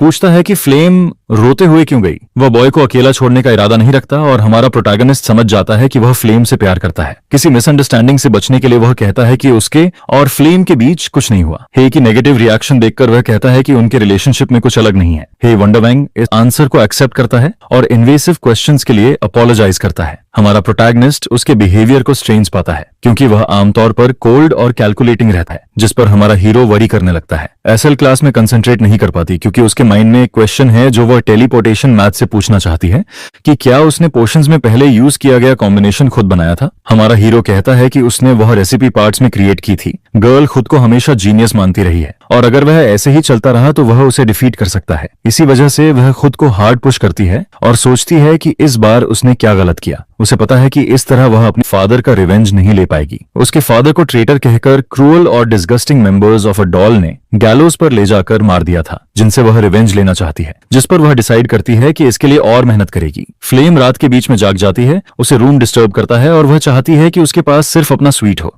उसे बेक की बात याद आती है कि उसका कोई गोल नहीं है और वह समझ जाती है कि वह टाइम में वापस गया है। नॉवेल के ओरिजिनल एंडिंग में यूनिपो ने मा यूजियांग से कहा था कि टाइम रिवर्स किया जा सकता है, लेकिन रिवर्स टाइम की मेमोरीज खो जाती हैं और मिशन पूरा होने के बाद वह डिसअपियर हो जाता है। दुनिया में कोई याद नहीं रखेगा कि उस पर्सन ने वर्ल्ड को बचाया था, यहाँ तक कि हीरो के लव्ड वंस भी उसे रिमेंबर नहीं करेंगे। फिर भी कुछ लोग इतने एम्बिशियस होते हैं कि वे टाइम में वापस जाकर फिर कोशिश करते हैं। लगता है कुछ हीरोज ने इससे अपना फेट मान लिया था। ओरिजिनल स्टोरी में जिसने सच में मा यूजुआंग को रोका था वह आसिल थी। उसने कहा था कि वह डिस्ट्रक्शन एक्सेप्ट कर लेगी, लेकिन उसके बिना दुनिया में नहीं जिएगी। इसके बाद मा यूजुआंग ने उसके पर्सुएसिव वर्ड्स की वजह से टाइम में वापस जाने का आइडिया छोड़ दिया था। इसी वजह से वर्ल्ड डिस्ट्रॉय हो गया और एपिलॉग खत्म हो गया था। ये स्टोरी ओरिजिनल से अलग है क्योंकि यून की पावर से एम्मा की जगह बेक टाइम में वापस गया, इसलिए मिशन खत्म होने पर बेक डिसअपियर हो जाएगा और इस वर्ल्ड से इरेज हो जाएगा। फ्लेम इमेजिन करती है कि उसने अपनी ज्यादातर मेमोरीज खो दी हैं, उसके पास सिर्फ ड्यूटी का सेंस है और वह बस जी रहा है। ये बात फ्लेम को किसी तरह एक्ट करने के लिए मोटिवेट करती है। जैसे ही वह बेड से उठती है, उसकी फ्रेंड वॉर्न करती है कि हे वानंग उससे मिलने आया है। वह डॉर्मेट्री के फर्स्ट फ्लोर पर उसका वेट कर रहा है और फ्लेम उसे नहीं मिलना चाहती क्योंकि वह अभी अभी उठी है। वह इस हालत में उसे नहीं मिलना चाहती और अपनी फ्रेंड से कहती है कि हाय वानंग को वापस भेज दे। कुछ समय बाद फ्लेम की फ्रेंड रात में बॉय से मिलने जाती है। वह फ्लेम के बारे में पूछता है और उसकी फ्रेंड कहती है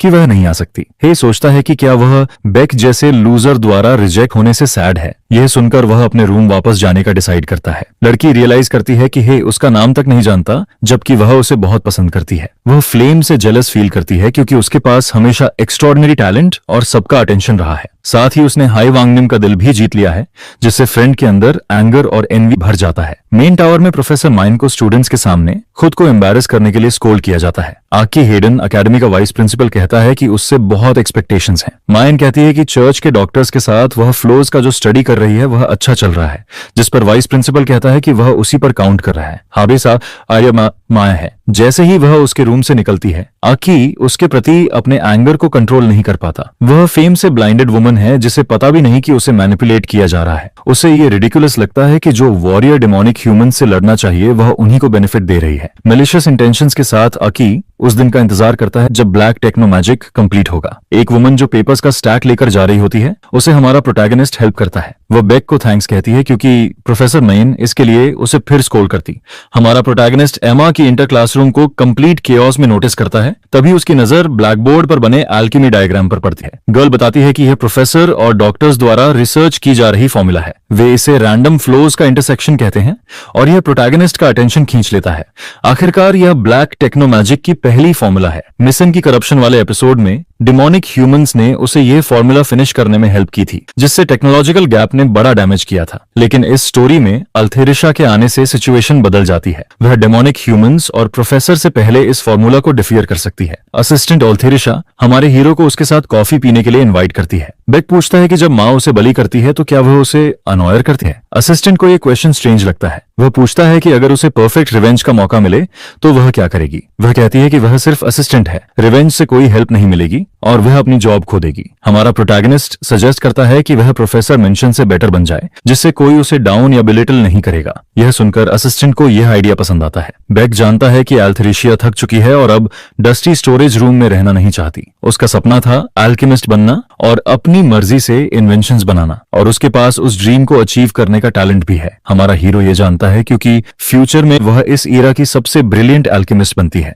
वह सिर्फ अपनी ब्रिलियंस और ओरिजिनल आइडियाज से काउंटलेस आइटम्स बनाती है, लेकिन अभी वह सब कुछ से डिस्करेज होकर अपना सपना साइड में रखती है, जिस पर हमारा हीरो तय करता है कि वह जल्द उसकी मदद करेगा। स्टेला के फर्स्ट एग्जाम के एंड के आसपास वह असिस्टेंट से मिलना जारी रखता है। वह एक्साइटेड हो जाती है जब उसे पता चलता है कि एक्सपेरिमेंट्स और मैजिक के बारे में वह भी उसी तरह सोचता है। हमारा प्रोटैगनिस्ट उसे कई आइडियाज देता है ताकि उसकी एल्केमी के लिए पैशन अलाइव रहे। वह नोटिस करता है कि अल्थेरिशिया के इन्वेंशंस बिना किसी प्रॉब्लम के बढ़ रहे हैं, फिर भी उस फॉर्मूला में एक मिसिंग स्टेप बाकी है। वह जानता है कि उसे प्रोफेसर से पहले असिस्टेंट को सॉल्यूशन तक पहुंचाना है, लेकिन यह आसान नहीं होगा। अचानक हॉलवे में कोई रुकता है और पूछता है कि बेक यूजिल इतना डिस्ट्रैक्टेड क्यों है। फ्लेम कहती है कि अगर वह ऐसे ही खोया रहा तो पिट भी सकता है। गर्ल उसे अंकल कह देती है, सोचते हुए कि वह सच में ओल्ड है, जिस पर वह इरिटेट हो जाता है। हमारा हीरो रियलाइज करता है कि वह पहले से ज्यादा उससे बात कर रही है और ये स्ट्रेंज है। फिर वह फ्लेम की फ्रेंड जैकी का टॉपिक छेड़ देता है, जिस पर गर्ल इशारा करती है कि शायद वह उस फ्रेंड के साथ कुछ वियर्ड चाहता है। हमारा प्रोटैगनिस्ट इसे डिस्गस्टिंग कहता है और उसे अपना ख्याल रखने को कहता है। वह कहता है कि जैकी अभी ठीक नहीं हो सकता क्योंकि वह डार्क इरोशन से अफेक्ट हुआ है और बैड कंडीशन में हो सकता है। फ्लेम वीकेंड नाइट में उसके साथ हंटिंग पर जाने वाली है और वह इसे संभाल लेगी। हंटिंग सीजन की बात सुनकर उसे आउटकम ऑब्वियस लगता है। आखिर मार्टिवा सेमेट्री वही जगह है जहां 4th एपिसोड शुरू होगा। सभी मेन कैरेक्टर्स पार्टिसिपेट करेंगे, जिनमें मुजंग, फ्लेम और एल भी होंगे। लेवल 5 नेक्रोमांसर के खिलाफ एक बड़ी बैटल भी होगी। बेक इसमें इन्वॉल्व नहीं होना चाहता, लेकिन अगर उसे सीक्रेट रिवॉर्ड मिल गया तो वह फेमिलियर के कॉन्ट्रैक्ट सेरेमनी में मदद करेगा। वह मैजिक क्लास प्रोफेसर को लीव रिक्वेस्ट सबमिट करता है। प्रोफेसर उसकी रिक्वेस्ट पढ़ता है, जिसमें लिखा है कि स्टेला में सोर्ड्समैनशिप या कैवलरी सीखना पॉसिबल नहीं है। डेस्क पर मीजांग की लीव रिक्वेस्ट देखकर वह प्रोफेसर से कहता है कि कई स्टूडेंट्स क्लब एक्टिविटी के तौर पर मार्टिवा सेमेट्री में हंटिंग के लिए जा रहे हैं। एमए और हाई रैंक के ग्रेड्स बहुत हाई हैं और वे हार्ड वर्किंग हैं, लेकिन एमए हंटिंग पर नहीं जा रहा, वह घर जा रहा है। हे फ्लेम के साथ जा रहा है और यह सुनकर प्रोटैगनिस्ट शॉक हो जाता है क्योंकि माँ के बिना वे नेक्रोमांसर का सामना नहीं कर सकते। बेक जानता है कि बिना किसी स्पेशल इवेंट के वह घर नहीं जाएगा और उसके बिना लेवल 5 नेक्रोमांसर को हराना पॉसिबल नहीं होगा। लेकिन नैरेटिव कंस्ट्रेंट्स की वजह से उसके पास रीइंफोर्समेंट्स मांगने का सॉलिड एविडेंस नहीं है और वह इन्फॉर्मेशन लीक नहीं कर सकता। फिर भी वह अपने कंपेनियन को खत्म नहीं होने देना चाहता। वह डिसाइड करता है कि कोई और तरीका नहीं है, उसे खुद जाकर हैंडल करना होगा। कुछ दिनों बाद हम मार्टिस सेमेट्री में होते हैं। हम कई स्टूडेंट्स को वहां मैजिक टेस्ट करते और मॉन्स्टर्स से लड़ते देखते हैं। सेकेंड ईयर स्टूडेंट डॉग चियोगवांग एक प्रेडेटरी फिश को आसानी से हराता है। तभी दूसरा स्टूडेंट कहता है कि उसने कैप्टन के ऑर्डर्स नहीं सुने और सब कुछ डिस्ट्रॉय नहीं कर सकता। दोनों आर्ग्यू करने लगते हैं और बैंडियन नाम की स्टूडेंट उनकी फाइट से परेशान होकर आइसेल से कहती है कि उसे उन इडियट की चिंता नहीं करनी चाहिए। वे फ्रेशमैन के सामने इंसल्ट होने से इरिटेट होते हैं। बेन क्लब में स्पेशल आउटिंग्स के स्पॉट के लिए आई थी और नोटिस करती है कि यहाँ के लोग पहले जैसे नहीं रहे। उसी मोमेंट वह अपनी फ्रेंड आइसेल को बुलाती है और उसके पीछे बड़ा बूम होता है। गर्ल्स स्टार्टल्ड हो जाती हैं और नोटिस करती हैं कि कोई पास में फाइट कर रहा है। बैंडियन सन भी अपने कैप्टन से कंफर्म करती है कि वे दूसरे ग्रुप के हंटिंग ग्राउंड में इन्वेड नहीं कर सकते। वे दूसरे ग्रुप को मिंडे को इन्फॉर्म करने और मैटर क्लियर करने के लिए आगे बढ़ते हैं। जैसे ही वे पास पहुंचते हैं,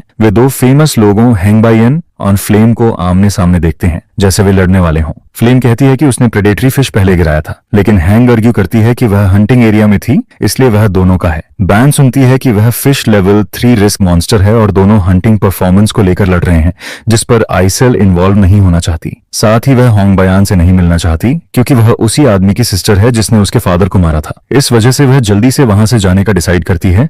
तभी कोई फ्रेशमैन का अटेंशन खींचता है। वह कहता है कि प्रॉब्लम्स हों तो उन्हें अपर क्लासमैन से बात करनी चाहिए। दोनों गर्ल्स अपने रास्ते जाना चाहती हैं और कहती हैं कि अगर वह अपर क्लासमैन है तो वैसे बिहेव करे। ये बात उस मैन को ऑफेंड कर देती है। जब वे आर्ग्यू कर रहे होते हैं तभी ग्राउंड शेक होने लगता है और दूसरे ग्रुप की गर्ल्स तुरंत नोटिस करती हैं। एक स्ट्रांग एनर्जी फील होती है और जमीन के नीचे से स्केलेटल हैंड्स बाहर आते हैं, जिससे दोनों ग्रुप्स शॉक हो जाते हैं क्योंकि सेमेट्री से बड़ी संख्या में स्केलेटन्स निकलने लगते हैं। एक टूमस्टोन पर वार्निंग लिखी होती है कि यहां अकेले एंटर नहीं करना चाहिए। साथ ही सिस्टम नोटिस आता है कि स्किल एक्सपीरियंस और एट्रीब्यूट एक्सपीरियंस बढ़ रहा है। हमारा प्रोटैगनिस्ट कहता है कि वह मैजिक यूज करना चाहता है और सोचता है कि उसकी टेलीपोर्ट एबिलिटी यूजलेस है। बेकुजियल को फील होता है कि अब नेक्रोमांसर के सामने आने का टाइम आ गया है, जिस पर वो उसे ढूंढना शुरू करता है और ढूंढते ढूंढते एक अलग सा टूमस्टोन मिल जाता है, जिसके पास वो धीरे धीरे अप्रोच करता है। उसके पास स्केलेटन आर्मी को मिटा देने वाली स्ट्रॉन्ग एबिलिटीज नहीं है और ना ही माइजिंग जैसी ओवरवेलमिंग ताकत है। फिर भी उसे पता है कि सर्वाइव करने का एक तरीका है प्लेयर की तरह फाइट करना, जिस पर वो मैजिक स्वॉर्ड लेकर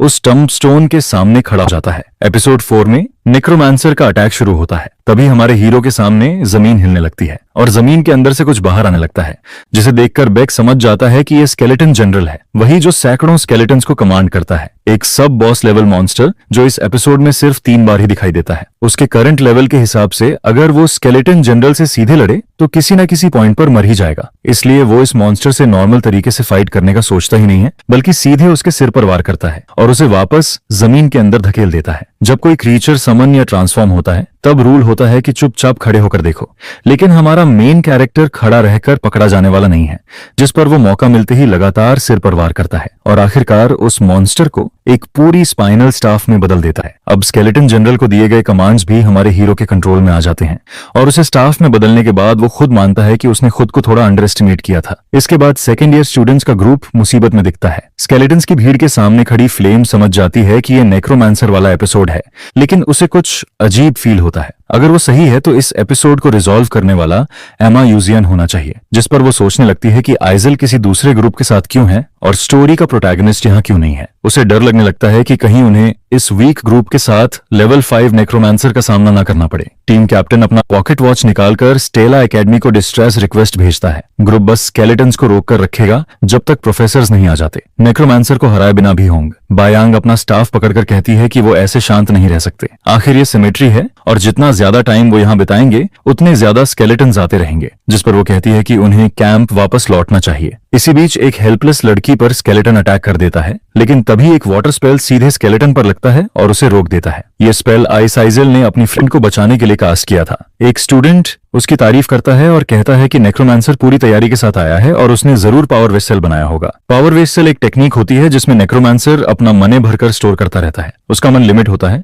अगर वो 3rd और 4th लेवल के स्केलेशन समन करता है तो 1 दर्जन से ज्यादा देर तक समन करना मुश्किल होता है। फिर भी उसने बहुत बड़े एरिया को डोमिनेट कर लिया है, जिससे साफ है कि वो बहुत स्ट्रॉन्ग नेक्रोमांसर है। एक स्टूडेंट देखता है कि स्केलेटन्स इकट्ठा हो रहे हैं और उसे लगता है ये सब बहुत पहले से प्लान किया गया था। वो इमेजिन करता है कि नेक्रोमांसर उन्हें मारकर सबको स्केलेटन्स में बदलना चाहता है। क्योंकि वो वाइस लीडर है, इसलिए वो अपना सबसे पावरफुल मैजिक इस्तेमाल करके सब कुछ एक साथ खत्म करने का फैसला करता है। लेकिन ठीक उसी वक्त एक स्केलेटल हैंड उसके पैर को पकड़ लेता है, जिसे देखकर वो शॉक हो जाता है और चिल्लाने लगता है। तभी उसका फ्रेंड पंच मारकर उस स्केलेटन को हटाता है और उसे बचाता है। चूंकि वो कास्टिंग के बीच में था और उसे हिट लगा, इसलिए मैजिकल बैकलैश होना तय है, जिस पर कई मैजिकल बोल्ट्स पूरे एरिया में फैलने लगते हैं। लड़कियां समझ जाती हैं कि अगर ये स्ट्रॉबेरी एक्सप्लोड हुआ तो उनका साइड भी इसकी चपेट में आ जाएगा और कुछ ही सेकंड में वही होता है। पूरा एरिया उसके मैजिकल बैकलैश से प्रभावित हो जाता है। फ्लेम स्केलेटन्स की भीड़ से लड़ते हुए अपनी लिमिट तक पहुंच जाती है और कंप्लेन करती है कि सिचुएशन खराब है क्योंकि उसका माना खत्म हो रहा है और रिकवर करने का टाइम नहीं है। ऊपर से अभी भी बहुत एनिमी बाकी हैं। तभी एक जंबी स्केलेटन उस पर जोर से झपटता है, जिससे वो डर जाती है और सोचने लगती है कि शायद वो यहीं मर जाएगी। लेकिन जैसे ही एक स्केलेटन उसके बहुत करीब आता है वो अचानक रुक जाता है। सिर्फ एक नहीं बल्कि बाकी सारे स्केलेटन्स भी एक साथ हिलना बंद कर देते हैं। तभी उनके पीछे टेलीपोर्ट मेज नजर आने लगता है, जो ठंडी नजरों के साथ उनके बीच से चलता हुआ आगे आता है। फ्लेम सोचती है कि वो यहाँ कैसे पहुंच गया और तभी उसकी नजर स्केलेटन जनरल पर पड़ती है। स्केलेटन जनरल एक नॉर्मल मॉन्स्टर से बहुत ज्यादा स्ट्रांग होता है और उसके साथ इलीट मॉन्स्टर्स भी होने चाहिए, जिस पर लड़की हैरान होती है कि बेक्यूजिल ने उसे अकेले कैसे कैप्चर कर लिया। उसे यकीन नहीं होता, लेकिन यही एक तरीका है जिससे वो इस सिचुएशन से जिंदा निकल सकती है। पूरा ग्रुप टेलीपोर्ट मेज को धन्यवाद देता है कि उसने उन्हें बचाया और इसेल उससे पूछती है कि उसने जनरल को अकेले कैसे पकड़ा। वो कैजुअली कह देता है कि उसने बोन सूप में फिशिंग की थी और ये नहीं बताता कि वो उसी जगह कैंप कर रहा था जहां उसे समन होना था। इसके बाद वो प्लान बनाने का फैसला करता है, क्योंकि नेक्रोमांसर जनरल को इग्नोर करके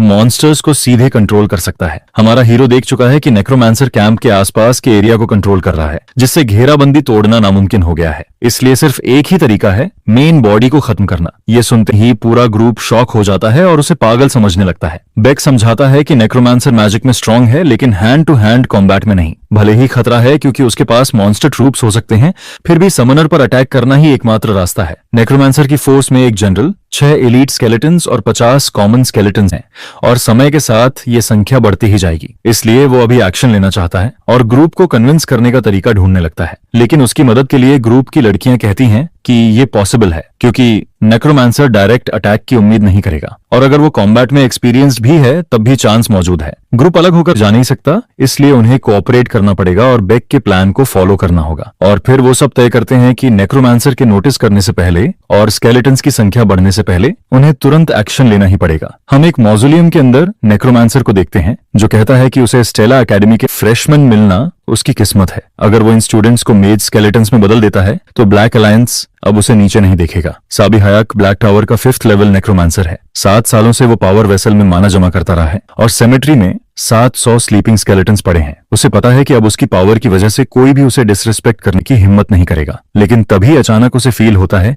कि उसकी सेंसेस का कंट्रोल टूट रहा है और स्केलेटन जनरल कैप्चर हो चुका है। अचानक उसके पीछे से एक जोरदार फ्लैश के साथ मैजिकल अटैक आता है, जिससे वो चौंक जाता है। जमीन से हड्डियों का ढेर उठता है और वो नोटिस करता है कि उसका 4th level bone barrier crack हो रहा है और उस पर अटैक हो रहा है। फिर फायर मैजिक उसके 4th लेवल बोन बैरियर को उड़ा देता है, जिसे देखकर वो पूरी तरह शॉक हो जाता है, जिस पर उसे एहसास होता है कि उसने स्टूडेंट्स को अंडर एस्टिमेट कर दिया था और उसने इमेजिन भी नहीं किया था कि वो सीधे उसकी मेन बॉडी पर अटैक करने आ जाएंगे। भले ही वो सिर्फ फ्रेशमैन है, लेकिन स्टेला एकेडमी सबसे प्रेस्टिजियस है और वो थोड़ा डर भी जाता है। वो ये तरीका इस्तेमाल नहीं करना चाहता, पर अगर वो इन स्टूडेंट्स का सामना करता रहा तो रिस्क बढ़ता जाएगा। इसलिए वो एलीट स्केलेटन्स को समन करने का फैसला करता है, अपनी उंगली काटता है और उन्हें समन करता है और जोर से स्केलेटन सोल्जर्स को अपने पास आने का आदेश देता है। तभी उसी वक्त एलीट सोल्जर्स जमीन से उठने लगते हैं। काले हड्डियों वाले डरावने मॉन्स्टर्स सामने आते हैं। उसी समय नेक्रोमांसर टोमेटो सॉस थूकने लगता है, जिससे उसे समझ आता है कि स्केलेटन्स को जबरदस्ती समन करने से उसे इंटरनल डैमेज हुआ है। फिर भी उसे लगता है कि ये अमाउंट स्टूडेंट्स को खत्म करने के लिए काफी है, जिस पर वो उन्हें अटैक करने का आदेश देता है। कुछ समय गुजरता है और पहले से कमजोर साबी हयाक नोटिस करता है कि एलीट सोल्जर्स अच्छी तरह लड़ रहे हैं, लेकिन उसने ये उम्मीद नहीं की थी कि उसी वक्त उसके पीछे टेलीपोर्टेशन मेज आकर खड़ा हो जाएगा। वो पूछता है कि वो कौन है जो स्केलेटन जनरल वाली स्टाफ पकड़े हुए है। हमारा मेन कैरेक्टर सीधे नेक्रोमांसर के सामने खड़ा हो जाता है, जिसे देखकर वो पूरी तरह शॉक हो जाता है और पूछता है कि वो कौन है और कहां से आया है। आखिर वो स्केलेटन्स की आंखों से स्टूडेंट्स की पोजीशन देख रहा था, फिर भी उसे ये नजर नहीं आया। तभी उसकी नजर उस स्टाफ पर जाती है जिसमें उसके स्केलेटन जनरल की बॉडी लगी है, जिस पर हमारा हीरो उस स्टाफ को जमीन पर फेंक देता है और स्केलेटन जनरल को तोड़ देता है, जिससे नेक्रोमांसर फिर केचप थूकने लगता है और मान लेता है कि उसने इस यंग स्टूडेंट को अंडर एस्टिमेट किया था। वो समझ जाता है कि ये स्टेला एकेडमी के स्टूडेंट्स की पावर है, लेकिन हमारा हीरो नोटिस करता है कि चीजें उसके प्लान के हिसाब से नहीं चल रही हैं। सही तो ये होता कि वो पहले जनरल को डील करता और फिर बाकी की हेल्प करता, पर बाकी लोग स्केलेटन्स की भीड़ में फंसे हुए हैं और हिल भी नहीं पा रहे, जिस पर वो सोचने लगता है कि क्या उसे अकेले ही लड़ना पड़ेगा जबकि वो ग्रुप में सबसे कमजोर है, या फिर उसे भाग जाना चाहिए। लेकिन तभी वो देखता है कि नेक्रोमांसर भी अच्छी हालत में नहीं है, जिससे उसे थोड़ा आराम फील होता है। आखिर एलीट स्केलेटन्स को फोर्स समन करने से वो खुद घायल हो चुका है, जिस पर हमारा हीरो हल्का सा मुस्कुराता है और समझ जाता है कि उसके पास ये फाइट जीतने का चांस है। उधर लड़कियां कॉर्नर हो रही हैं और उन्हें जल्दी स्केलेटन्स को हराना होगा ताकि वो बेक्यूजाइल के पास पहुंच सकें। तभी एक लड़की प्रिंसेस से चिल्लाकर कहती है कि प्रॉब्लम यह है कि टेलीपोर्टेशन मैज अकेले नेक्रोमांसर से लड़ रहा है। टेलीपोर्टेशन मैज 1st लेवल है और नेक्रोमांसर 5th लेवल, इसलिए ये फेयर फाइट नहीं है। तब बैटलफील्ड के बीच में एक बड़ा पर्पल लाइटनिंग बोल्ट गिरता है, जिस पर प्रिंसेस कहती है कि अगर बेक मर गया तो वो उसे कभी माफ नहीं करेगी। उसी वक्त हमारा हीरो नेक्रोमांसर द्वारा बनाए गए बोन प्रिजन से निकलने के लिए टेलीपोर्ट करता है। फिर उसे पीछे से कुछ आने का एहसास होता है, जिस पर वो दोबारा टेलीपोर्ट करता है और नेक्रोमांसर के पीछे से किए गए वॉर को डॉज कर देता है। इसके तुरंत बाद वो मैजिक सोर्ड लेकर उस पर चार्ज करता है और एनिमी पर 2 स्लैशेस मार देता है। हमारा मेन कैरेक्टर कई परफेक्ट ग्लू पोशंस लाया था जिनका इस्तेमाल वो बोन्स डिसॉल्व करने के लिए करता है, खासकर ऐसी सिचुएशन में जब एनिमी बैरियर बनाता है। जैसे ही वो परफेक्ट ग्लू पोशंस नेक्रोमांसर के बैरियर्स पर फेंकता है वो टूटने लगते हैं, जिससे एनिमी पूरी तरह गुस्से में आ जाता है और बोन पियर्सिंग स्पेल कास्ट करता है। लेकिन प्रोटैगनिस्ट स्मार्ट है, जिस पर वो एनिमी के पीछे टेलीपोर्ट करता है और सारे अटैक्स अवॉइड कर देता है और पीछे से मिले इस ओपनिंग का फायदा उठाकर उस पर तरवोन से वार करने की कोशिश करता है। लेकिन एनिमी नोटिस कर लेता है और खतरनाक मुस्कान देता है। तभी जमीन के नीचे से एक शार्प बोन निकलकर टेलीपोर्टेशन मेज को लगती है, जिससे उसका हाथ बुरी तरह घायल हो जाता है और वो कुछ कदम पीछे हट जाता है ताकि नेक्रोमांसर से दूरी बना सके। नेक्रोमांसर हड्डियों से बने स्पीयर को पकड़ता है और हमारे हीरो को इंटिमिडेट करने लगता है। हमारा हीरो जानता है कि वो कमजोर हो चुका है, लेकिन फिर भी वो 5th लेवल मेज है, जिससे फाइट मुश्किल बनी रहती है। इसका मतलब ये भी है कि वो बहुत थका हुआ है और मुश्किल से ये सब कर पा रहा है। अगर बेक एक और अटैक कर दे तो वो उसे गिरा सकता है, लेकिन दर्द की वजह से वो मेंटल स्ट्रेंथ यूज नहीं कर पाएगा और टेलीपोर्ट की मूवमेंट कैंसिल नहीं कर सकेगा, जिस पर हमारा हीरो दूसरे ऑल्टरनेटिव सोचने लगता है और आखिर उसे एक तरीका मिल जाता है। जमीन पर गिरे एनिमी का सामना करते हुए साबी बोन स्पीयर से अटैक करने की कोशिश करता है। हमारा हीरो वॉर लगने से पहले खुद को दूर फेंक देता है, जिसे देखकर एनिमी हंसता है और सोचता है कि वो भाग रहा है। बेकी यूजीएल बेचारगी से रेंगता है, लेकिन उसे बस थोड़ा और टाइम चाहिए। वो स्ट्रगल करते हुए और दूर भागता है, जिससे एनिमी खुश हो जाता है और सोचता है कि वो जीत रहा है। सभी कहता है कि अब वो इस लड़के को खत्म कर देगा, मुस्कुराता है और यकीन कर लेता है कि वो फाइट जीत चुका है। लेकिन हमारा हीरो सोचता है कि उनके बीच की दूरी 13 मीटर है, इसलिए उसे टेलीपोर्ट मूवमेंट कैंसिल करने की जरूरत नहीं पड़ेगी, जिस पर वो अपना टेलीपोर्टेशन स्किल यूज करता है और अपने मैजिक सोर्ड को कसकर पकड़ लेता है। जैसे ही वो गायब होता है, एनिमी निराशा में गिर जाता है। वो शॉक हो जाता है जब उसके सामने स्टेला अकेडमी का स्टूडेंट खड़ा दिखाई देता है, जो अपनी सोर्ड से वार करने ही वाला होता है। हमारा मेज एक हीरोइक शाउट निकालता है और मैजिकल सोर्ड टर्वन से अटैक कर देता है, जिस पर सभी स्टूडेंट्स नोटिस करते हैं कि इलीट ब्लैक स्केलेटन्स एक एक करके गायब होने लगते हैं। उसी पल वो सोचने लगते हैं कि क्या बेक यूजियो सच में नेक्रोमांसर को हरा पाया है। उन्हें यकीन नहीं होता कि वो उस सिचुएशन से जिंदा बाहर आ गए, सिर्फ बेक की वजह से। हमारा हीरो विलन को उसकी छाती में मैजिकल सोर्ड घूमकर हरा देता है और अब पूरी तरह थकान फील करता है। इसके बाद उन्हें ऑर्डर ऑफ मैजिक नाइट्स को सौंप दिया जाता है और वो वापस मैजिक एकेडमी लौट आते हैं। उसका प्रोफेसर उसे डांटता है क्योंकि उसने कहा था कि वो सेफ प्लेस में ट्रेनिंग करेगा, लेकिन वो सेमेट्री चला गया। बेक माफी मांगता है, पर स्कूल के रूल्स के हिसाब से उसे पॉइंट्स की पेनल्टी मिलती है। हालांकि रूल्स तोड़ते हुए भी उसने अपने फ्रेंड्स को प्रोटेक्ट किया, इसलिए ये एडमिरेबल माना जाता है और उसे रिवॉर्ड भी दिया जाता है। हमारा हीरो थैंक्स बोलता है और उसे रेस्ट की जरूरत है क्योंकि उसकी थाई घायल हो चुकी है और रिकवर होने में कई दिन लगेंगे। तभी एसेल उससे बात करने आती है। टेलीपोर्टेशन मेज के पास खड़ी होकर वो उसके कामों के लिए उसे थैंक यू कहती है, जिस पर वो कहता है कि वो बाद में उसे रीपे कर सकती है। आसल पूछती है कि अगर वो मेहनत करे तो क्या वो भी उसके जैसा बन सकती है। ये सुनकर हमारा प्रोटैगनिस्ट शॉक हो जाता है क्योंकि नॉवेल में असेल कभी ऐसा सवाल नहीं पूछती। वो उसकी वजह से बदल गई है क्योंकि उसने इंटरफियर किया था। प्रिंसेस ट्रायल्स का सामना करती रही, लेकिन उसकी अपनी ओवरकमिंग स्टोरी नहीं बनी, जिस पर बेक यूजियल कहता है कि उसे उससे ऐसा पूछने की जरूरत नहीं है क्योंकि वो पहले ही ऐसे मिरेकल्स कर चुकी है जिन्हें कई लोग इम्पॉसिबल मानते हैं। हमारा हीरो कहता है कि उसे ये पता है क्योंकि वो कुछ समय से उसे देख रहा है, जिसे सुनकर लड़की एम्बैरस हो जाती है और वो तुरंत रिग्रेट करता है क्योंकि ये सुनने में स्टॉकर जैसा लगता है। अपनी बात पर शर्मिंदा होकर हमारा हीरो वहां से चला जाता है। कोई भी ट्रेटर की बेटी की परवाह नहीं करता, लेकिन बेक यूजिल उसके साथ अलग बिहेव करता है, जिससे लड़की खुश हो जाती है क्योंकि उसने कहा कि वो उसे देखता रहा और उसकी अचीवमेंट्स की तारीफ की। अगले दिन टावर में मैजिक ऑर्डर के लोग आते हैं और साथ में अवार्ड सेरेमनी के लिए जर्नलिस्ट्स भी आते हैं। उसी समय प्रोटैगनिस्ट नोटिस करता है कि उसके पास खड़ी लड़की आज यूजुअल से ज्यादा एक्साइटेड है। उसका प्रोफेसर अनाउंस करता है कि वो उन 12 ब्रेव स्टूडेंट्स को अवार्ड देंगे जिन्होंने डिमोनिक ह्यूमंस का सामना किया। ये प्राइज एकेडमी की डायरेक्टर स्टेला खुद देंगी, जिसे सुनकर सभी हीरोज चौंक जाते हैं। एल्मन एल्विन 9th टियर आर्चमेज है जो ह्यूमैनिटी के पिनेकल पर खड़ा है। उसकी ऑफिशियल एज 300 साल है, फिर भी उसके चेहरे पर हमेशा काम स्माइल रहती है। उसे मैसेकर के नाम से भी जाना जाता है या दुनिया का स्ट्रॉन्गेस्ट वॉरियर मेज कहा जाता है, जो उसके हार्मलेस अपीयरेंस से बिल्कुल उल्टा लगता है, जिस पर वो स्टूडेंट्स की करेज की तारीफ करता है और धीरे धीरे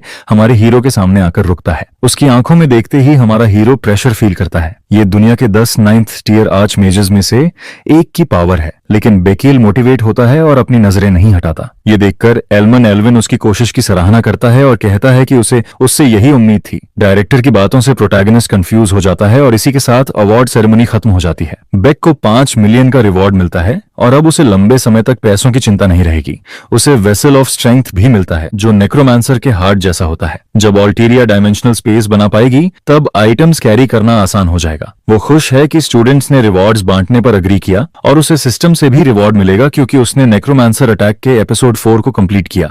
उसे यूनिक तरीके से स्टोरी डेवलप करने के लिए बड़ी अमाउंट में एक्सपीरियंस मिलता है। उसे गेम में मिलने वाले आइटम्स और स्किल्स का रिड्यूस वर्जन भी मिलता है। हालांकि हमारा हीरो अभी समझ नहीं पाता कि ये क्या है। इसके बाद वो फ्रंटल टेलीपोर्ट स्किल के एक्सपीरियंस पॉइंट्स लेना चाहता है क्योंकि वही सबसे इंपॉर्टेंट है। आखिर नेक्रोमांसर की फाइट में उसे एहसास हुआ कि वो कितना कमजोर है। बाकी लोगों की तरह सिर्फ मेहनत करने से कुछ नहीं होगा, उसे आगे बढ़ने के लिए नॉलेज इस्तेमाल करना होगा। सिस्टम उसे रिवॉर्ड देता है और फ्रंटल टेलीपोर्ट स्किल का लेवल बढ़ जाता है और वो क्लास 2 तक पहुंच जाता है जिसकी रेंज 12 मीटर है। मैक्सिमम 3 चार्जेस हैं और 3 सेकंड कूल डाउन है। अब वो टेलीपोर्ट को लगातार 3 बार यूज कर सकता है जिससे फाइट्स में फ्लेक्सिबिलिटी बढ़ जाएगी। अब वो कहता है कि देखने का टाइम है और हम अबिस मेडिटेशन क्लास देखते हैं जहां प्रिंसेस मौजूद है। अचानक एक आवाज उसे बुलाने लगती है। एक तरह की मैजिकल स्पेक्ट्रल बटरफ्लाई मेडिटेशन के दौरान उसका ध्यान खींचती है और उसके ऊपर क्रिस्टल्स बनने लगते हैं, जिस पर लड़की हैरान हो जाती है कि उसने बिना मैजिकल फॉर्मूलाज कैलकुलेट किए ये कैसे कर लिया। वो सोचती है कि क्या किसी और ने नोटिस नहीं किया क्योंकि ये फर्स्ट लेवल स्पेल है, लेकिन मनी फ्लो तो सबको फील होना चाहिए था। अगर ये मेडिटेशन का रियल इफेक्ट है तो जो वहां आया था वो पहले से इसे एक्सपेक्ट कर रहा था। इसके बाद लड़की क्रेडिट प्राइस से खरीदा हुआ ब्रेड रोल खाने जाती है। तभी एक ब्लॉन्ड बॉय स्नॉबिश लुक के साथ उससे बात करने आता है। जब वो पूछता है कि क्या वो किसी क्लब में है, एसल कहती है नहीं, जिस पर वो उसे क्लब ज्वाइन करने के लिए इनवाइट करता है और वो पूछती है कि क्या कोई कंडीशन है। लड़का कहता है कोई कंडीशन नहीं है, वो उसे इसलिए इनवाइट कर रहा है क्योंकि वो उसे पसंद करता है, लेकिन अंदर से वो समझती है कि वो उसे ट्रॉफी की तरह यूज करना चाहता है, जिस पर वो कहती है कि उसे उस पर विश्वास नहीं है। वो कहता है कि वो कोई कंडीशन इंपोज नहीं कर रहा, उसे बस क्लब ज्वाइन करना है और उसके साथ रहना है। फिर वो कहता है कि आगे चलकर वो उसे और भी चीजें ऑफर करेगा। लड़का अपने बैकग्राउंड का घमंड दिखाने लगता है और एसल अच्छी तरह जानती है कि वो कहां से आता है। आखिर स्कैल्बन एम्पायर का एडालाबिट किंगडम से कॉन्फ्लिक्ट चल रहा है। प्रिंस जेरेमी की पावर के साथ वो जानती है कि उसकी मुश्किल जिंदगी खत्म हो सकती है और वो सस्ते ब्रेड रोल से कहीं ज्यादा चीजें पा सकती है। उसे ट्रेटर की बेटी कहकर होने वाली ह्यूमिलिएशन भी सहनी नहीं पड़ेगी। लेकिन इससे पहले कि वो उस ह्यूमिलिएटिंग कॉन्ट्रैक्ट को एक्सेप्ट करे, उसकी फ्रेंड अचानक सामने आती है और उसे जोर से थप्पड़ मार देती है। फ्लेम की ये पूरी तरह अचानक एक्शन दोनों को शॉक में डाल देती है। वो एसल पर चिल्लाती है और कहती है कि वो उसे ऐसे छोड़ नहीं सकती जब उसने कहा था कि वो उसे पसंद करती है। फिर वो उसका हाथ पकड़कर उसे वहां से दूर ले जाती है ताकि अकेले में प्रिंसेस एसल से बात कर सके। फ्लेम कहती है कि ये मामला बहुत बुरा खत्म हो सकता था और लड़की से कहती है कि उसे थैंक्स बोलना चाहिए क्योंकि उसने उसे बचाया है, वरना अगर वो बिना वजह मना कर देती तो वो अमीर ब्रैट उसे जिंदगी भर परेशान करता। इसके बाद वो उसे थप्पड़ मारने के लिए माफी मांगती है और वहां से चली जाती है। चलते हुए वो सोचती है कि क्या उसने सही किया, क्योंकि अगर एसल उस रास्ते पर चली जाती और क्लब ज्वाइन कर लेती तो जेरेमी उसे बर्बाद कर देता। वो ओरिजिनल स्टोरी में इंटरफियर नहीं करना चाहती थी, लेकिन बेक ने जो किया उसके बाद उसे इतना गलत नहीं लगता। थोड़ी नर्वस होकर वो उम्मीद करती है कि कहीं उसने उसके झूठ पकड़ नहीं लिए। उधर जेरेमी चाय पीते हुए पता करता है कि उस लड़की का नाम फ्लेम है। उसे समझ आता है कि उसने उसके सामने झूठ बोला था ताकि बच सके। अब उसे एसल से भी ज्यादा इंटरेस्टिंग लगने लगती है और वो फैसला करता है कि अब वो उसे अपने लिए चाहता है। इसी बीच मैजिक टीचर अनाउंस करता है कि अब मॉन्स्टर्स के खिलाफ कॉम्बैट सिमुलेशन शुरू होगा। सिमुलेशन में टारगेट एक medium size 3rd risk level monster होगा जो पहले से ज्यादा चैलेंजिंग है। तरीका सिंपल है, टीम्स बनाओ और स्ट्रेट फॉरवर्ड स्ट्रैटेजी से मॉन्स्टर्स को हराओ। हर टीम एक मीडियम साइज मॉन्स्टर चुनेगी और उससे लड़ने की प्रैक्टिस के लिए उन्हें टाइम मिलेगा। वो एलाडोम जाते हैं टेरेन चुनने के लिए और उसी मीडियम मॉन्स्टर का हंट करने के लिए जिसमें वो बेस्ट अडेप्ट हो सकें। इवैल्यूएशन 4 दिन बाद होगा और उन्हें 6 लोगों तक की टीम बनाकर लिस्ट सबमिट करनी होगी। एसल टीम वर्क को पसंद नहीं करती और देखती है कि लोग प्रिंसेस को खुश करने में लगे हैं। कई लोग उसके साथ टीम बनाना चाहते हैं और होंगडियन लोगों से घिरी हुई है। वहीं एसल बिल्कुल अकेली है और कोई उसे ग्रुप में शामिल होने के लिए नहीं पूछता। एडलाबेट किंगडम ने जब उसकी फैमिली को खत्म नहीं किया था तब उसके फ्रेंड्स भी ऐसे ही उसके आसपास रहते थे। दोनों का स्टार्टिंग पॉइंट एक जैसा था, आइस का हाउसमो और फायर की एडलाबेट रॉयल फैमिली। जब दोनों फैमिलीज मैजिक वर्ल्ड को डोमिनेट करते थे तब उनकी हमेशा टक्कर होती थी और उन क्लैंस में पैदा हुए 2 टैलेंटेड बच्चे थे, होंगयन और आसेलमाओ। तब वो खुद को चोजन वन समझती थी और अब सोचती है कि क्या वो एडलाबेट से रिवेंज ले पाएगी। तभी हमारा प्रोटैगनिस्ट सामने आता है और पूछता है कि क्या वो अकेली है। चेहरे पर स्माइल के साथ वो उसे क्रीचर हंटिंग असाइनमेंट के लिए अपना पार्टनर बनने का इनवाइट देता है। प्रिंसेस होंग ये देखकर सोचती है कि जब मिनिमम नंबर की जरूरत नहीं है तो वो पेयर क्यों बना रहे हैं। बेक चाहता है कि छोटी टीम बनाकर एक्स्ट्रा पॉइंट्स मिले।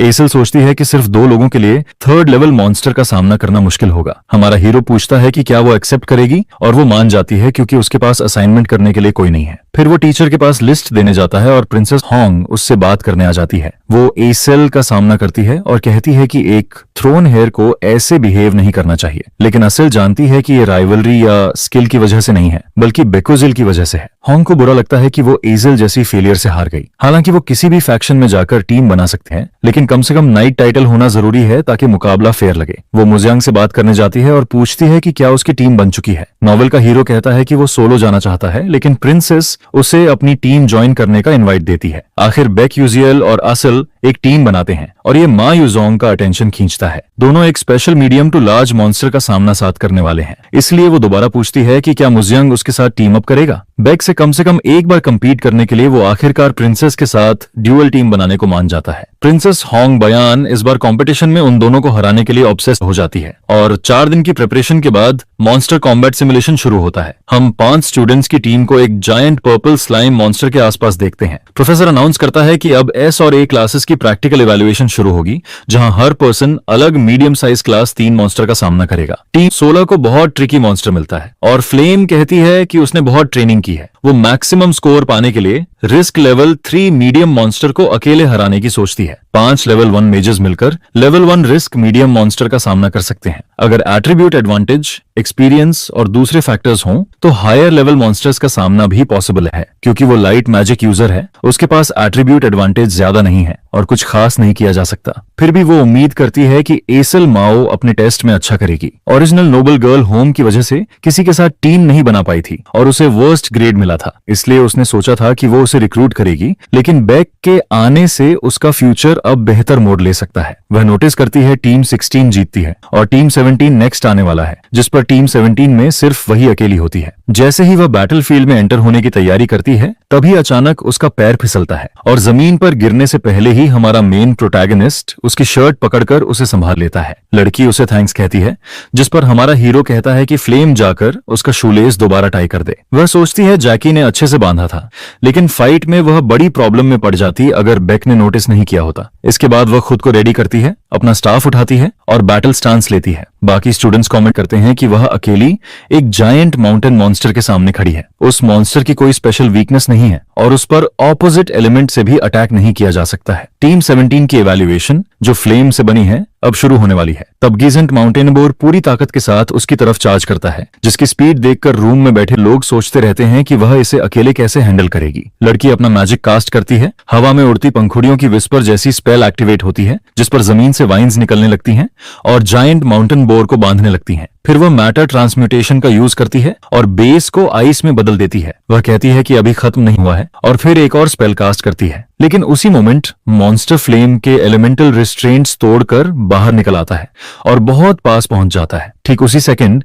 जब वह हिट होने वाली होती है, जिस पर उसका स्पेल एक्टिवेट होता है, एक बड़ा लाइट बीम सीधे बोर की तरफ शूट होता है और पूरे फोर्स के साथ उसके माउथ पर लग जाता है, जिससे क्रीचर के बॉडी में बड़ा होल बन जाता है और वह जमीन पर गिर जाता है। इस तरह लड़की अकेले ही मॉन्स्टर को डिफीट कर देती है। दूसरी टीम्स जेलस होने लगती हैं क्योंकि उन्होंने 5 लोगों के साथ भी मीडियम साइज्ड मॉन्स्टर को डिफीट नहीं किया था और उसने अकेले जायंट मॉन्स्टर को आसानी से हरा दिया। तभी अचानक उसे एक फीमेल लेग दिखाई देती है, जिस पर वह सोचती है कि शायद उसने गलत देखा या उसे कोई हेलुसिनेशन हुआ है। इसके बाद टीम 31 की प्रैक्टिकल इवैल्यूएशन शुरू होती है, जिसमें होंगबा यान और मा यूजांग होते हैं। जैसे ही दोनों एंटर करते हैं, पूरा क्लास एक्साइटेड हो जाता है प्रिंसेस और मा यूजांग को एक्शन में देखने के लिए, जबकि फ्लेम सोचती रहती है कि दोनों साथ क्यों हैं, अपने अलग फैक्शंस बनाने के बजाय, क्योंकि उनका आपस में कोई कनेक्शन नहीं होना चाहिए था। फिर भी उन्होंने ड्यूओ बनाया है। उसी समय एक gigantic water demon fish appear होता है, जो स्पेशल मीडियम साइज्ड मॉन्स्टर है। ऐसा मॉन्स्टर मिलना रेयर है और ये कोई नॉर्मल स्पेशल मॉन्स्टर भी नहीं है। हंगबा यान और मा यूजांग के एट्रीब्यूट्स फायर, अर्थ और लाइटनिंग होते हैं,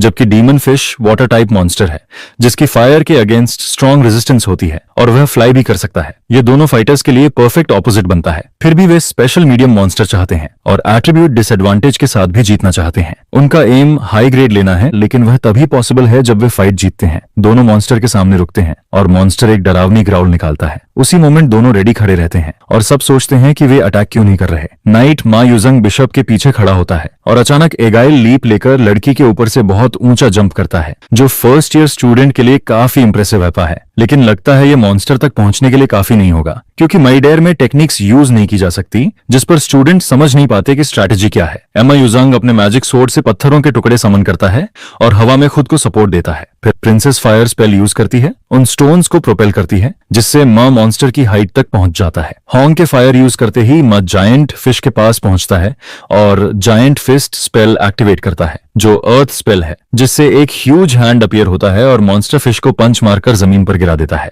जैसे ही वह गिरता है, नॉवल का प्रोटैगनिस्ट तुरंत दूसरा अर्थ स्पेल इन्वोक करना शुरू करता है। जमीन से कई रॉक्स उठते हैं और मॉन्स्टर को पकड़ लेते हैं, जिस पर मॉन्स्टर डेस्परेट होकर चिल्लाने लगता है, लेकिन वह फिर भी खुद को छुड़ा लेता है। अपने बड़े विंग्स फैलाता है और एक और थंडर स्मैक करता है। जैसा मा युजंग ने एक्सपेक्ट किया था, वह जल्दी फ्री हो गया, लेकिन अब क्रीचर के लिए बहुत लेट हो चुका होता है। प्रिंसेस हॉन्ग का स्पेल कंप्लीट हो जाता है और उसके बॉडी से ह्यूज मैजिकल ऑरा निकलने लगती है। एक बड़ा पिंक लाइट बीम मॉन्स्टर पर गिरता है और उसे इंजर कर देता है। सभी नोटिस करते हैं कि वह पेन में है, जबकि वाटर डीमन फिश की फायर रेजिस्टेंस हाई होती है। इसके तुरंत बाद मे अपना वॉन्ड उठाकर स्पेल कास्ट करता है और कहता है फाइट खत्म है, क्योंकि उसी मोमेंट वह प्रिंसेस के मैजिक के साथ extremely powerful lightning spell inject कर देता है। दोनों स्पेल्स कंबाइन होते ही वाटर डीमन फिश को अटैक करने का मौका भी नहीं मिलता और वह डिफीट हो जाता है। सभी फर्स्ट ईयर स्टूडेंट्स से इंप्रेस हो जाते हैं, जो थर्ड ईयर के एस क्लास लेवल के करीब पहुंच रहे हैं। ऑर्डिनरी स्टूडेंट समझ जाते हैं कि मैजिक जीनियस होना क्या होता है। हंगाई कॉन्फिडेंट रहती है कि बेक कोई भी चॉइस ले, वह उसे डिफीट नहीं कर पाएगा, और स्माइल करती है, यह सोचकर कि इस बार उसने टेलीपोर्टेशन मेज को हरा दिया। आखिरकार हमारे प्रोटैगनिस्ट और इसल की टर्न आती है। हमारा हीरो रिक्वेस्ट करता है कि उनके सामने 5 मॉन्स्टर्स समन किए जाएं। यह सुनकर सभी स्टन्ड रह जाते हैं, क्योंकि एक मॉन्स्टर को हराने में 5 लोगों को भी मुश्किल होती है और 2 लोगों के लिए 5 मॉन्स्टर्स हराना इम्पॉसिबल लगता है। सबने स्टूडेंट के रूमर्स सुने होते हैं, फिर भी वे सोचते रहते हैं कि क्या वह सीरियस है। जल्द ही 5 मॉन्स्टर्स दोनों फाइटर्स के आसपास समन हो जाते हैं। वीन, जो मॉन्स्टर्स का थियोरेटिकल स्पेशलिस्ट है, इंप्रेस हो जाता है। वहां रेडन, एक शैडो बुल, केडन, एक नामी स्लाइम और आखिर में एक जायंट शार्पर बैट अपीयर होता है, और यह कॉम्बिनेशन वीन को बहुत डेंजरस लगता है। पिछला ड्यूअल देखने वाला अब क्यूरियस हो जाता है कि वह क्या प्लान करने वाला है, जिस पर सभी फाइट को ध्यान से देखने लगते हैं। बेक को एक्शन में देखने के लिए ईगर रहते हैं। प्रोफेसर पूछता है कि इस समनिंग के लिए रिस्पॉन्सिबल कौन है, जिस पर बेक खुद बोलता है। वह कहता है कि यह वायबल स्ट्रैटेजी नहीं है, क्योंकि ऐसी सिचुएशन में वह नाइट बनकर पॉइंट्स ले सकता था, बिशप बनकर नहीं। लेकिन टेलीपोर्टेशन मेज कहता है कि प्रोफेसर ने सही से समझा नहीं है, क्योंकि यही स्ट्रैटेजी बिशप पोजीशन की वजह से पॉसिबल है, जहां लड़की पीछे रहती है और वह सामने रहता है। यह सुनकर प्रोफेसर समझ जाता है और उन्हें फाइट शुरू करने की परमिशन दे देता है। हमारा मेन प्रोटैगनिस्ट कंफर्म करता है कि क्या लड़की सच में वही कर सकती है जो उन्होंने एग्री किया था, जिस पर वह यस कहती है। दोनों इस फाइट के लिए एक दूसरे पर कॉन्फिडेंस दिखाते हैं, लेकिन एसल मॉल सोचती है कि बेकी यूजिल एक इंडिसाइफरेबल पर्सन है। उसे वह मोमेंट याद आता है जब उसने पूछा था कि उसने उसे ही क्यों चूज किया, जबकि वह किसी और यूजफुल को चुन सकता था। जिस पर हमारा प्रोटैगनिस्ट कहता है कि बहुत अमेजिंग लोग हैं और मैजिकल पावर में बहुत कम लोग हैंग के करीब आते हैं और कंट्रोल में बहुत कम फ्लेम के बराबर हैं। आगे वह कहता है कि मंग फर्स्ट ईयर का स्ट्रॉन्गेस्ट है और शिनोव एडलिन डिस्ट्रक्शन में बहुत स्किल्ड है। इतने अच्छे ऑप्शंस होने के बाद भी वह होंगबायन को बेस्ट मानता है और सिर्फ उसी रीजन से उसने उसे चुना था। इसके बाद दोनों 5 मॉन्स्टर्स का सामना करने के लिए तैयार होते हैं।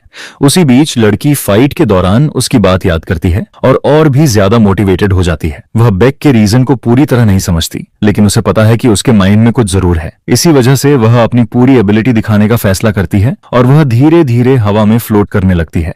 उसके बॉडी से बहुत बड़ा ऑरा निकलने लगता है। उसी मोमेंट लोग सेंसरी रेजोनेंस एबिलिटी पहचान लेते हैं, जो सिर्फ level 6 mazes full attunement state में कर सकते हैं। यह इतना डेंजरस होता है कि अगर फोकस टूट जाए तो इंसान पूरी लाइफ के लिए मना मैनिपुलेट करने की एबिलिटी खो सकता है। एक फर्स्ट ईयर स्टूडेंट के लिए ऐसा करना पूरी तरह अब्सर्ड लगता है। हमारा प्रोटैगनिस्ट फ्यूचर स्नो क्वीन से इससे कम एक्सपेक्ट नहीं करता था। उसे उसकी कंप्लीट मैजिकल स्टेट में देखकर वह समझ जाता है कि अब प्लान शुरू किया जा सकता है। उसका प्लान है कि वह दोनों मिलकर 5 मॉन्स्टर्स को डिफीट करेंगे। तभी वह टेरवॉन को कसकर पकड़ता है और क्रीचर्स की तरफ जंप करता है। फ्लैश फॉरवर्ड यूज करते हुए फ्रॉग मॉन्स्टर पर अटैक करता है, जो डिस्ट्रैक्टेड होता है और एक बड़ा स्लैश मारता है, जिससे मॉन्स्टर बुरी तरह घायल हो जाता है और दर्द से चिल्लाने लगता है। हैमर पहला मॉन्स्टर ऑलमोस्ट खत्म हो जाता है और अब वह शैडो बुल पर फोकस करता है। शैडो बुल उस क्रीचर को दर्द में देखकर फ्रॉग के हेड के शाइनिंग हॉर्न को नोटिस करता है और ज्यादा इरिटेट हो जाता है, हवा खींचता है और गुस्से में जमीन पर पैर पटकने लगता है, बिल्कुल वैसे ही जैसे प्रोटैगनिस्ट ने प्लान किया था। जब वह सोच रहा था कि 5 मॉन्स्टर्स का एक साथ सामना कैसे करे, उसने समझ लिया था कि स्ट्रैटेजी ये होगी कि मॉन्स्टर्स को आपस में लड़ाया जाए। अभी वो वही कर रहा है, मॉन्स्टर्स को एक दूसरे पर एंग्री बना रहा है। स्टूडेंट्स हैरान रहते हैं कि क्या हो रहा है, क्योंकि मॉन्स्टर्स आपस में ही जोरदार फाइट शुरू कर देते हैं। हमारा प्रोटैगनिस्ट पहले से इस सिचुएशन की उम्मीद कर रहा था। यह चाइनीज ओरिजिन की बोरोइंग द सोर्ड स्ट्रैटेजी होती है, जिसमें एनिमीज को एक दूसरे पर अटैक करवाया जाता है। एक्सपीरियंस्ड ईथर वर्ल्ड प्लेयर्स भी स्मॉल ग्रुप में कई मॉन्स्टर्स हराने के लिए यही सोचते थे और उन्होंने आंसर पाया था कि मॉन्स्टर की ट्रेट्स उसी के अगेंस्ट यूज करो। सबसे पहले हेया रेडन को वोन करना जरूरी था, क्योंकि पेन की वजह से उसके हॉर्न में रेड लाइट एक्टिवेट होती है, जिससे ब्लैक बुल इरिटेट होकर फ्रॉग पर अटैक करता है। ब्लैक बुल इरिटेट होकर अपने बॉडी से चारों तरफ सैंड फैलाता है और जैसे ही वह सैंड नामी स्लाइम को टच करती है, वह डिहाइड्रेशन रोकने के लिए अब्सर्ड अमाउंट में वाटर जनरेट करता है। हमारा प्रोटैगनिस्ट नोटिस करता है कि प्लान काम कर रहा है। अरीना की बैरियर्स की वजह से पानी जमा होने लगता है। फिर केडन बर्ड 7 ऑक्टेव से ऊपर का स्क्रीम निकालना शुरू करता है, जिससे कीनर बैट की सुपरसोनिक हियरिंग एक्टिवेट होती है और वह केडन पर अटैक कर देता है, जिससे स्लाइम भी इरिटेट होकर दोनों पर हमला करने लगता है। इस तरह सभी एक साथ क्लैश करने लगते हैं। मॉन्स्टर स्पेशलिस्ट समझ जाता है कि उन्होंने जानबूझकर मॉन्स्टर्स को प्रोवोक किया ताकि वे एक दूसरे पर अटैक करें, और यही बेक का प्लान था। कुछ टीचर्स कहते हैं कि सबसे स्केरी चीज एसेल मॉफ की कंसंट्रेशन है, क्योंकि ऐसे माहौल में फोकस बनाए रखना और एनर्जी सेव करना बहुत मुश्किल होता है। यह दिखाता है कि उसे अपने पार्टनर पर कितना ट्रस्ट है, जिसने सब कुछ हेड ऑन लिया और उसे प्रोटेक्ट कर रहा है। लेकिन उसी समय टेलीपोर्ट मेज नोटिस करता है कि एक मॉन्स्टर उसकी फ्रेंड की तरफ गिर रहा है, जिस पर वह फ्लैश फॉरवर्ड यूज करके जायंट बर्ड को किक मारता है ताकि वह लड़की से टकराए नहीं। प्रोटैगनिस्ट की किक लगते ही केडन डिफीट हो जाता है और लड़की अभी भी हवा में फ्लोट करते हुए फुल कंसंट्रेशन स्टेट में रहती है, बिना डिस्टर्ब हुए। तभी एक और मॉन्स्टर उसकी तरफ आने लगता है, जिस पर प्रोटैगनिस्ट फिर टेलीपोर्ट यूज करके लड़की के सामने आ जाता है। मायूजंग प्रिंसेस से कहता है कि क्या अब उसकी नजर में वह आइडियल नाइट लग रहा है, क्योंकि वह एक परफेक्ट नाइट की तरह प्रिंसेस को प्रोटेक्ट कर रहा है। हमारा प्रोटैगनिस्ट लगातार सभी मॉन्स्टर्स पर अटैक करता रहता है और उन्हें लड़की तक पहुंचने से रोकता है, जबकि वह स्पेस में फ्लोटिंग जैसी स्टेट में फुल कंसंट्रेशन में रहती है। फिर वह अपनी आंखें खोलती है और क्रिस्टल फ्लावर स्पेल कंजर करती है। उसके पीछे एक बड़ा क्रिस्टल फ्लावर उभरना शुरू हो जाता है। पूरा अरीना जायंट क्रिस्टल फ्लावर के साथ फ्रोजन क्रिस्टल से भर जाता है। इसके बाद वह फ्लावर को कमांड देती है कि वह टूट जाए और वह एक्सप्लोड हो जाता है, हजारों क्रिस्टल पीसेस में बिखर जाता है, जो अरीना के सभी मॉन्स्टर्स पर गिरने लगते हैं और उन्हें फ्रीज करके डिफीट कर देते हैं। लेकिन तभी कोई कहता है कि फाइट अभी खत्म नहीं हुई है। मॉन्स्टर्स फ्रोजन होने के बाद भी जागने लगते हैं, जिस पर एकेडमी के लोग सोचते हैं कि शायद वे फाइट नहीं जीत पाएंगे। तभी वह अपना हाथ उठाती है और येलोइश लाइटनिंग स्पेल बनना शुरू होता है। कोई विश्वास नहीं करता कि वह क्या कर रही है जब तक वह पल्वराइजेशन स्पेल कंजर नहीं कर देती। सभी मॉन्स्टर्स के ऊपर एक ह्यूज लाइटनिंग बोल्ट बनता है और आसमान से गिरता है, जिससे वे फ्रीज होने के बाद वायलेंटली इलेक्ट्रोक्यूट हो जाते हैं। लड़की खुद जो उसने किया उसे देखती है और खुद से इंप्रेस हो जाती है। उसने इमेजिन नहीं किया था कि उसका मैजिक इतने बड़े स्केल के लिए इनफ होगा। उसे रियलाइज होता है कि बेक यूजिल सही था। वह डर गई थी और उसे पागल समझ रही थी कि वह एक साथ 5 मॉन्स्टर्स का सामना करना चाहता है, लेकिन उसने कहा था कि उसे उस पर ट्रस्ट है और वे जीत सकते हैं। उसने कहा था अगर वह खुद पर बिलीव नहीं करती तो उस पर बिलीव करे जो उस पर बिलीव करता है, और वही काफी होगा। उसके आने से पहले लड़की के पास कुछ नहीं था, वह खोई हुई थी। उसे नहीं पता था किस डायरेक्शन जाना है और न ही कोई था जो कहे कि वह सक्सेस करेगी। फिर भी वह लड़का आया और उसकी लाइफ में लाइट लेकर आया और सब बदल गया। अब उसके पास फॉलो करने के लिए एक लाइट है और कोई है जो कहता है कि वह चीजें अचीव कर सकती है, जिस वजह से उसे अब डार्कनेस में भटकने की जरूरत नहीं है। इसके बाद टीम 32 का एक्सरसाइज कंक्लूड होता है और वे भी दूसरी टीम की तरह जीत जाते हैं। हमारा प्रोटैगनिस्ट अपनी मैजिक स्वॉर्ड से सीलिंग से लटका रहता है और कहता है कि वह असेल के अटैक से लगभग हिट हो गया था। रिजल्ट बोर्ड पर टीम 32 फर्स्ट प्लेस लेती है और सेकंड पर मा यूजंग और होंग की टीम होती है। हंगबायान इस बार डिफीट एक्सेप्ट करती है क्योंकि बेक और आइसेजेल का परफॉर्मेंस अनएक्सपेक्टेड था। एम्मा कहता है उसने डिफीट को उससे भी आसानी से एक्सेप्ट किया जितना उसने सोचा था। वह जानती है कि अगर उसका नाइट बेक होता तो वह लड़की जितना स्ट्रॉन्ग मैजिकल अटैक इस्तेमाल करता। फिर भी वह सोचती है कि यह कॉमनर लड़की के पीछे इतना ऑब्सेस्ड क्यों है। अगर वह आइडियल नाइट है तो उसके साथ रह सकता है क्योंकि वह एकेडमी की सबसे सक्सेसफुल बनने वाली है। यह सोचकर वह एंग्री हो जाती है। असल में प्रिंसेस इस सिचुएशन को एक्सेप्ट नहीं कर पाती और हमारे प्रोटैगनिस्ट के बारे में और इन्वेस्टिगेट करने की जरूरत महसूस करती है। तभी वह नोटिस करती है कि एक लड़की उसे अजीब तरीके से घूर रही है। वह सोचती है शायद वह कॉमनर्स से हारने की वजह से आई है और उसे बहुत अनोइंग पर्सन कहती है। वह वुमन उसे घूरना बंद नहीं करती और नोटिस करती है कि कुछ होने में अभी काफी टाइम बाकी है। दूसरी तरफ फ्लेम समझती है कि क्रिस्टल फ्लावर इतनी जल्दी स्टोरी में अपीयर नहीं होना चाहिए था। ये वह स्पेल है जो एसल फ्यूचर में हार्डशिप्स ओवरकम करने के बाद सीखती है। उसका सिग्नेचर मैजिक उसकी पर्सनैलिटी से जुड़ा है, जो तभी दिखना चाहिए था जब वह अपना सेल्फ एस्टीम वापस पाती।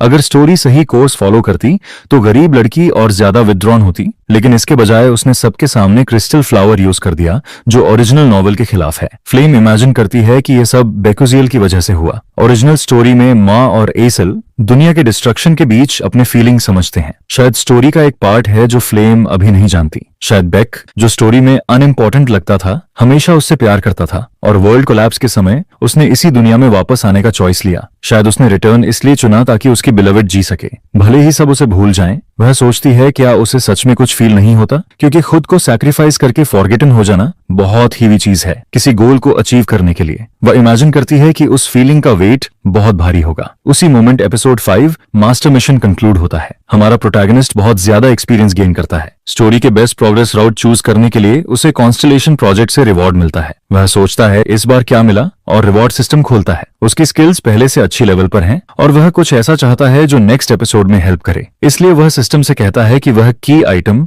लीफ ऑफ इन्फिनल पाना चाहता है। सिस्टम कुछ मोमेंट लेता है, एनालिसिस कंप्लीट करता है और रिवॉर्ड दे देता है। टेलीपोर्टेशन जीनियस मेज को लीफ ऑफ इन्फिनल की मिलती है। ये बहुत रेयर आइटम है जो सिर्फ बेस्ट प्लेयर्स को मिलता था। ये लाइट के प्लेस की है जहां स्पिरिट्स रहते हैं। इसे यूज करने के लिए उसे एकेडमी से अकेले बाहर जाना होगा, जो लास्ट इंसिडेंट के बाद मुश्किल हो गया है। तभी उसे एक क्लब याद आता है जो उसकी हेल्प कर सकता है। हमारा प्रोटैगनिस्ट अपनी लाइफ स्टोरी का रिपोर्ट लिखता है और काफी टाइम बाद उसे फिनिश कर पाता है। अब वह फाइनली किसी क्लब को ज्वाइन करने के लिए रेडी होता है। बुलेटिन बोर्ड पर अलग अलग पेपर्स देखकर वह सोचता है कौन सा क्लब उसके लिए बेस्ट होगा। बहुत कम क्लब्स एक्सटर्नल बेनिफिट्स देते हैं, इसलिए उसे ज्वाइन करने से पहले सोचना पड़ता है। एसल से बात करते हुए उसे पता चलता है कि वह भी सोच रही है कौन सा क्लब ज्वाइन करे, क्योंकि वह किसी में नहीं है। वह सोचता है कई लोग उसे ग्रुप में बुला रहे होंगे, लेकिन वह उसे याद दिलाती है कि उसकी बैड रेपुटेशन है। आखिरी टेस्ट के बाद लगता है लड़की के बारे में पॉपुलर ओपिनियन काफी बदल जाता है, जिस पर हमारा प्रोटैगनिस्ट इमेजिन करता है कि वह इसे अच्छी तरह समझती है। फिर भी उसे ग्रुप्स में इनवाइट नहीं किया जा रहा है और उसे क्लब चुनने के लिए एनालिसिस करना पड़ रहा है। उसी दौरान मजयंग आता है और हमारे हीरो से ऐसे बात करता है जैसे वह उसका दोस्त हो। उसकी इवैल्यूएशन और नेक्रोमांसर को हैंडल करने के तरीके की तारीफ करता है और कहता है कि वह बेकी यूजिल को एडमायर करता है और मानता है कि टेलीपोर्टेशन मेज सच में स्पेशल है, जैसा लोग कहते हैं। एक थोड़े सिनिस्टर टोन में वह कहता है कि उसे लगता है बेक बाकी लोगों से अलग सोचता है। हमारा प्रोटैगनिस्ट कहता है ये ऑब्वियस है, क्योंकि वह एक कॉमनर है और लाइफ में आगे बढ़ने के अलग तरीके सोचता है। फिर वह पूछता है कि मा युजांग वीकेंड्स पर क्या कर रहा था, जिस पर वह कहता है कि वह स्टडी कर रहा था। हमारा हीरो कहता है उसे झूठ बोलने की जरूरत नहीं और गेम का प्रोटैगनिस्ट कहता है वह सच बोल रहा है। कंफर्म करता है कि वह पढ़ाई और ट्रेनिंग कर रहा है और कुछ नहीं करता, लेकिन वह कहता है कि वह खुद को चेंज करने की कोशिश कर रहा है। हमारा प्रोटैगनिस्ट जानता है कि उसे स्टोरी में बाद में ट्रेनिंग शुरू करनी थी, अभी नहीं, जिस पर वह सोचता रहता है क्यों। तभी रिच बॉय डंजन्स में ट्रेनिंग की बात करता है और कहता है कि उस दिन आसिल नहीं होती तो उसके लिए सिचुएशन डेंजरस हो जाती। ओरिजिनल स्टोरी याद करते हुए वह जानता है कि वह फुलहाइम ज्वाइन करेगा और हे वानंग को आसानी से डिफीट करेगा, लेकिन उसके किए हुए एक्शंस की वजह से अभी तक ऐसा नहीं हुआ और हे से मिलने वाला भी वह खुद था, मुजयंग नहीं, जिस पर वह सोचता है शायद इसी वजह से वह अजीब बिहेव कर रहा है। उसे सिचुएशन से कोई कंप्लेंट नहीं है, क्योंकि दोनों पहले से ज्यादा स्ट्रांग बनेंगे। बेक के अनलाइक इन दोनों का इवॉल्व होना बेस्ट एंडिंग सर्च पर पॉजिटिव इंपैक्ट डालेगा। यह देखकर कि बेक किसी ग्रुप में नहीं है, वह उसे साथ में क्लब ज्वाइन करने के लिए इन्वाइट करता है। प्रोटैगनिस्ट कहता है उसे रिक्वायरमेंट्स मीट करने के लिए रेडी रहना होगा, जिस पर एमा एग्री करता है और पूछता है कौन सा क्लब ज्वाइन करना है। हमारा हीरो क्लब में जो चाहता है उसकी बहुत लंबी डिस्क्रिप्शन देने लगता है। आसिल सोचती है इतना सब फुलफिल करने वाला कोई क्लब नहीं है और एक्चुअली प्रोटैगनिस्ट मजाक कर रहा था। तब मा युजंग सजेस्ट करता है कि वे दोनों मिलकर खुद का क्लब बनाएं। टेलीपोर्टेशन मेज पूछता है क्या ऐसा क्लब बना सकते हैं जहां कभी कभी बाहर जा सकें, जिस पर मा हाँ कहता है। नॉवेल का हीरो कह रहा है, यह देखकर वह बिलीव कर लेता है। प्रोटैगनिस्ट पूछता है उसे इससे क्या मिलेगा, क्योंकि उसे कोई बेनिफिट नहीं दिखता। प्रोडिजी कहता है बेनिफिट है उसके पास रहना, और कहता है बेक स्पेशल है। उसे याद आता है गेम प्रोटैगनिस्ट की सबसे बड़ी प्रॉब्लम उसकी मॉर्बिड लोनलीनेस है। यह याद करके वह क्लब बनाने के लिए अग्री कर जाता है। आसिल को भूलते बिना वह कहता है उसे भी क्लब में शामिल करो। दोनों के रोमांटिक रिलेशन को देखते हुए वह सोचता है वह उसके मेंटल स्टेट को अच्छे से हैंडल करेगी। उसी मोमेंट एमा लड़की से फ्लर्ट भी करता है और प्रोटैगनिस्ट सोचता है उनका रिलेशन काम करेगा। फिर वे बेक यूजियो से पूछते हैं वह किस तरह का क्लब बनाना चाहता है। वह कहता है उसके माइंड में आइडिया है और एडवेंचर क्लब बनाता है जिसका गोल कुलिनरी ऑडिटीज ट्राई करना है। लड़की सोचती है क्या यह काम करेगा, क्योंकि ऑफिशियल सील पाने के लिए एक प्रोफेसर और 4 मेंबर्स चाहिए। मैं कहता है मेंबर्स और सील का प्रॉब्लम वो सॉल्व कर देगा, बस सुपरवाइजिंग प्रोफेसर का नहीं। बेक पूछता है अगर वह ओकेजनल आउटिंग्स की परमिशन ले सकता है तो प्रोफेसर क्यों नहीं मिल सकता। असल में एमए कहता है स्टेला एकेडमी में एक भी डिसेंट प्रोफेसर नहीं मिलता। फिर वह कहता है सील का प्रॉब्लम भी वह सॉल्व करेगा, जिसे हमारा हीरो जानता है आसान नहीं है। फिर भी वह ट्रस्ट करता है और जानता है वह अपने कॉन्टैक्ट्स में से किसी से परमिशन मांगेगा। मैं टावर में वाइस प्रिंसिपल के ऑफिस के अंदर मा युजंग बात करने जाता है और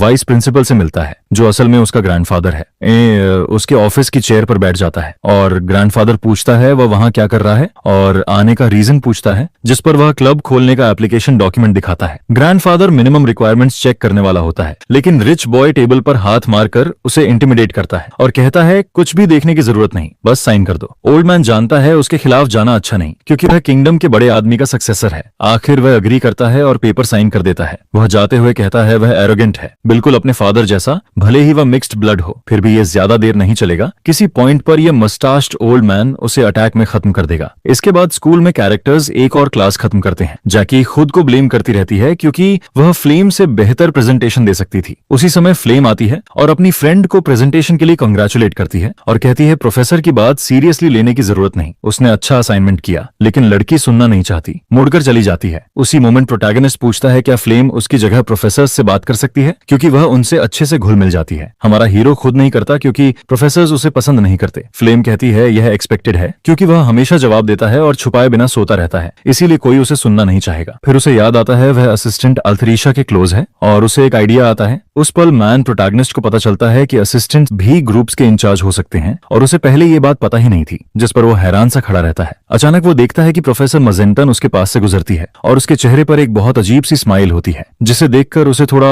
वियर्ड फील होता है। आगे वो आल्थरिश के लैब की तरफ जा रहा होता है। तभी उसी समय बेकोजियल अंदर आता है और असिस्टेंट से बात करने लगता है। लड़की अभी अभी जो हुआ उसके बारे में बोलने में परेशानी महसूस कर रही होती है और काफी नर्वस लगती है। हमारा हीरो फ्लोर पर गिरे हुए पेपर्स देखता है जिन पर मैजिक फॉर्मूलाज लिखे होते हैं, जिस पर वो पूछता है कि जिस रिसर्च पर वो इतनी मेहनत करती है वो कैसी चल रही है। ये सुनकर लड़की के चेस्ट में एक टाइटनेस सा फील होता है और वो बताती है कि उसने अपनी रिसर्च प्रोफेसर को दे दी थी और वो लोग उसे एकेडमिक कॉन्फ्रेंस में यूज करना चाहते हैं, जिस पर टेक्निकली उसे प्राउड फील होना चाहिए क्योंकि उसकी रिसर्च कुछ बहुत इंप्रेसिव लोगों के सामने प्रेजेंट होने वाली है। लेकिन हमारा हीरो समझ जाता है कि उसके साथ चोरी हुई है और कॉन्फ्रेंस में उसका नाम तक नहीं आने वाला। लड़की खुद को समझाने की कोशिश करती है कि नॉर्मली ऐसा ही होता है और एक फेक स्माइल दे देती है। यह देखकर प्रोटैगनिस्ट सोचता है कि अब वो उससे अपने ग्रुप की जिम्मेदारी लेने के लिए कह ही नहीं सकता। उसे पता है कि प्रोफेसर मेज जल्द ही फॉर्मूला के बारे में जान जाएगी और वो चाहता है कि अल्थरीशिया इसे खुद हैंडल करे। इसके बाद वो उस रैंडम फ्लो इंटरेक्शन फॉर्मूला के बारे में पूछता है जिस पर वो दोनों साथ काम कर चुके हैं। लड़की कहती है कि आइडिया इतना स्पेक्टेकुलर था कि उसने इसमें इन्वेस्ट कर दिया और सॉल्व करने की कोशिश कर रही है, लेकिन कुछ भी काम नहीं किया। वो कहती है कि अगर वो इसका सिर्फ एक हिस्सा भी समझ ले तो बाकी सब सीक्वेंस में अपने आप समझ आने लगेगा। जिस पर अचानक प्रोटैगनिस्ट बोलता है कि वो इसे पहले ही सॉल्व कर चुका है और कहता है कि ये बस लक से हुआ और उसे खुद नहीं पता कि उसने इसे कैसे सॉल्व किया। फिर वो चौक उठाता है और बोर्ड पर सॉल्व करना शुरू कर देता है, जिस पर लड़की शॉक में पड़ जाती है और पूछती है कि वो जो लिख रहा है क्या उसे समझ सकती है। लड़की बोलती है कि अगर वो फॉर्मूला में मिक्स्ड डिस्पर्जन और कोएफिशिएंट रिफ्लेक्शन और बाकी नर्डी चीजें अप्लाई करे तो उसी पर प्रोटैगनिस्ट नोटिस करता है कि वो फ्लो स्टेट में जा चुकी है और सब कुछ समझने लगती है, पूरी तरह फोकस्ड रहती है। जिस पर वो सोचता है कि वो खुद तो बस चीजों को कॉपी करता है जो पहले देख चुका है, लेकिन ये असिस्टेंट एक जीनियस है। वो ह्यूमैनिटी को नई हाइट्स तक ले जाएगी और वो ज्यादा से ज्यादा उसे एक पुश दे सकता है और उसके बाद उसके टैलेंट पर ट्रस्ट कर सकता है कि वो फॉर्मूला अप्लाई करेगी। असिस्टेंट की हेल्प के बाद उसने क्लब बनाया और प्रेसिडेंट बनकर फ्री पास भी मैनेज कर लिया। प्रोसेस के दौरान लोग उस पर डाउट करते रहे, जैसे उसके प्रोफेसर ने किया था, लेकिन आखिरकार उसे ऑथराइजेशन मिल गया, जिस पर वो ट्रैवल करने में सक्सेसफुल होता है और उम्मीद करता है कि कुछ भी गलत ना हो। इसके बाद वो थर्ड वर्ल्ड के ट्री यानी ट्रीज के ऑर्चर्ड में पहुंचता है। गेम के ग्राफिक्स को पास से देखकर वो हैरान रह जाता है क्योंकि वो इनक्रेडिबल लगते हैं। तभी एक एल्फ स्टेला एकेडमी के मेज का वेलकम करता है और कहता है कि उसकी डीपेस्ट विश मदर अर्थ तक पहुंचे। यह सुनकर उसे डाउट होता है कि शायद इसका कनेक्शन एल्मन एल्विन द्वारा सेकेंड वर्ल्ड के ट्री को जलने से बचाने से है। वो नोटिस करता है कि कई एल्व्स स्कूल यूनिफॉर्म्स देखकर फ्रेंडली हो जाते हैं, जिस पर उसे पता चलता है कि इस जगह पर कई ब्यूटीफुल कैरेक्टर्स रहते हैं, लेकिन उन सब में एल्व्स बहुत ज्यादा ब्यूटीफुल होते हैं। जैसे एल्फ किंग फ्लोरन। सरान ने सेलेस्टियल अपीयरेंस से कई प्लेयर्स का दिल जीत लिया था और ईथरवर्ल्ड में उसके सबसे ज्यादा फैन आर्ट्स बने थे। एल्व्स बिना जेंडर के पैदा होते हैं और जिसको प्यार करते हैं उसके हिसाब से अपना जेंडर बदल सकते हैं। फ्लोरा सरन भी ऐसा ही पैदा हुआ था और रोमांटिक पार्टनर न मिलने के कारण जेंडरलेस ही रहा, लेकिन ओरिजिनल स्टोरी में फ्लेम से प्यार होने के बाद उसने मेल जेंडर चूज किया। कोई भी राउट चुना जाए केओस ही होता है और उसके डिसीजन ने कई पुरुषों को डिस्पेयर में डाल दिया था। आखिरकार हमारा प्रोटैगनिस्ट हनाल स्पिरिट लीफ के गार्डन का हिडन डंजन ढूंढ लेता है। उसकी एबिलिटीज काफी स्ट्रांग हो चुकी होती हैं और वो फ्यूचर के लिए प्रिपेयर रहता है। इसी वजह से उसने हनाल स्पिरिट लीफ की एक्सेप्ट की थी और वो उम्मीद से भी जल्दी एल्विन किंगडम के डंजन के लॉक में यूज कर देता है। जैसे ही वो की लगाता है उसे वार्निंग मिलती है कि ये डोर खुलने पर बाकी की होल्डर्स को नोटिफिकेशन मिल जाएगा, जिस पर उसे लगता है कि उसने ये कहीं पहले देखा है और वो दूसरे प्लेयर्स से कंफर्म भी कर चुका होता है कि कोई स्पेशल इवेंट नहीं है। सोचते हुए कि कुछ बुरा नहीं होगा, वो डंजन का डोर खोल देता है और तुरंत मैसेज आता है कि हनो स्पिरिट लीफ के गार्डन का डोर ओपन हो गया है। सेलेस्टियल ट्री का क्रेडल,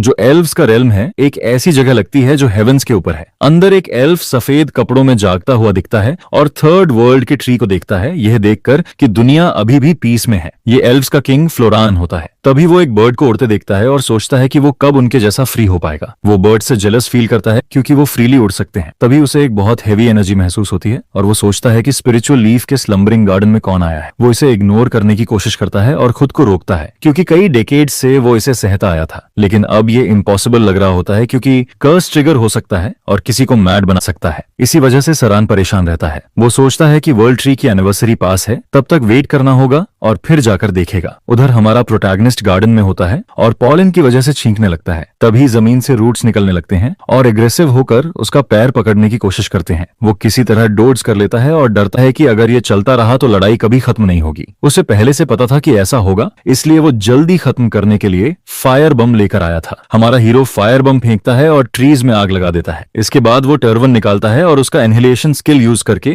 रूट्स को काटता हुआ प्लांट्स के सेंटर तक पहुंचता है और अपनी मैजिक सोर्ड से एक फेटल अटैक कर देता है। वो क्रीचर को हराने में कामयाब हो जाता है, जो टूटकर बिखर जाता है, जिस पर उसे उसके एक्सपीरियंस पॉइंट्स मिलते हैं। इतने सारे मॉन्स्टर्स से लड़ते लड़ते वो थक चुका होता है और अब अपने रियल ऑब्जेक्टिव की तरफ जाना चाहता है, जिस पर वो इस जगह के डंजन के बॉस रूम में एंटर करता है। अंदर पहुंचते ही वो डर जाता है क्योंकि उसके सामने सेलेस्टियल हानो फेस टू फेस खड़ी होती है, एक पिलर के सहारे टिकी रहती है। इस दुनिया की सबसे मिस्टीरियस एग्जिस्टेंस सेलेस्टियल स्पिरिट्स होते हैं, प्योर सोल्स, जो सदियों तक रहते हैं जब तक उनका ट्रू अवेकनिंग नहीं होता और फिर वो एक नई लाइफ फॉर्म में इवॉल्व होते हैं। ईथर वर्ल्ड में भी ये बहुत रेयर होते हैं, लेकिन उसके सामने जो क्रीचर है वो कंप्लीट सेलेस्टियल स्पिरिट नहीं है। उस वुमन को आखिरी पल में इंटरप्ट कर दिया गया था, उसका हार्ट निकाल लिया गया था और वो इसी हालत में फंसी रह गई थी। हमारा प्रोटैगनिस्ट धीरे धीरे उसकी तरफ चलता है, लेकिन उसके पैर लॉक होने लगते हैं क्योंकि वो एक भारी प्रेशर फील करता है जो सेलेस्टियल स्पिरिट्स की पावर होती है। बेकी यूजुअल हार मानना नहीं चाहता और हानल के मैजिकल प्रेशर के खिलाफ लड़ता रहता है जब तक वो धीरे धीरे उस वुमन की स्टैचू के पास नहीं पहुंच जाता। वो उसके सामने घुटनों पर बैठ जाता है और प्रे करता है, जिस पर उसके माना डिसिपेटेड ट्रेट का एक्सपीरियंस बढ़ने लगता है। अब प्रोटैगनिस्ट फील करता है कि वो फाइनली सांस ले पा रहा है और उसके एट्रीब्यूट्स भी इंक्रीज होने लगते हैं। वो समझ जाता है कि ये जगह एक सेलेस्टियल स्पिरिट का छोड़ा हुआ लास्ट ट्रेनिंग ग्राउंड है। दुनिया भर के मेजर्स के लिए सबसे बड़ी मिस्टिकल फॉर्चून यही होती है कि यहाँ सिंपल ट्रेनिंग भी बहुत ज्यादा रिजल्ट देती है और अगर वो स्पिरिट की एनर्जी अब्सॉर्ब कर ले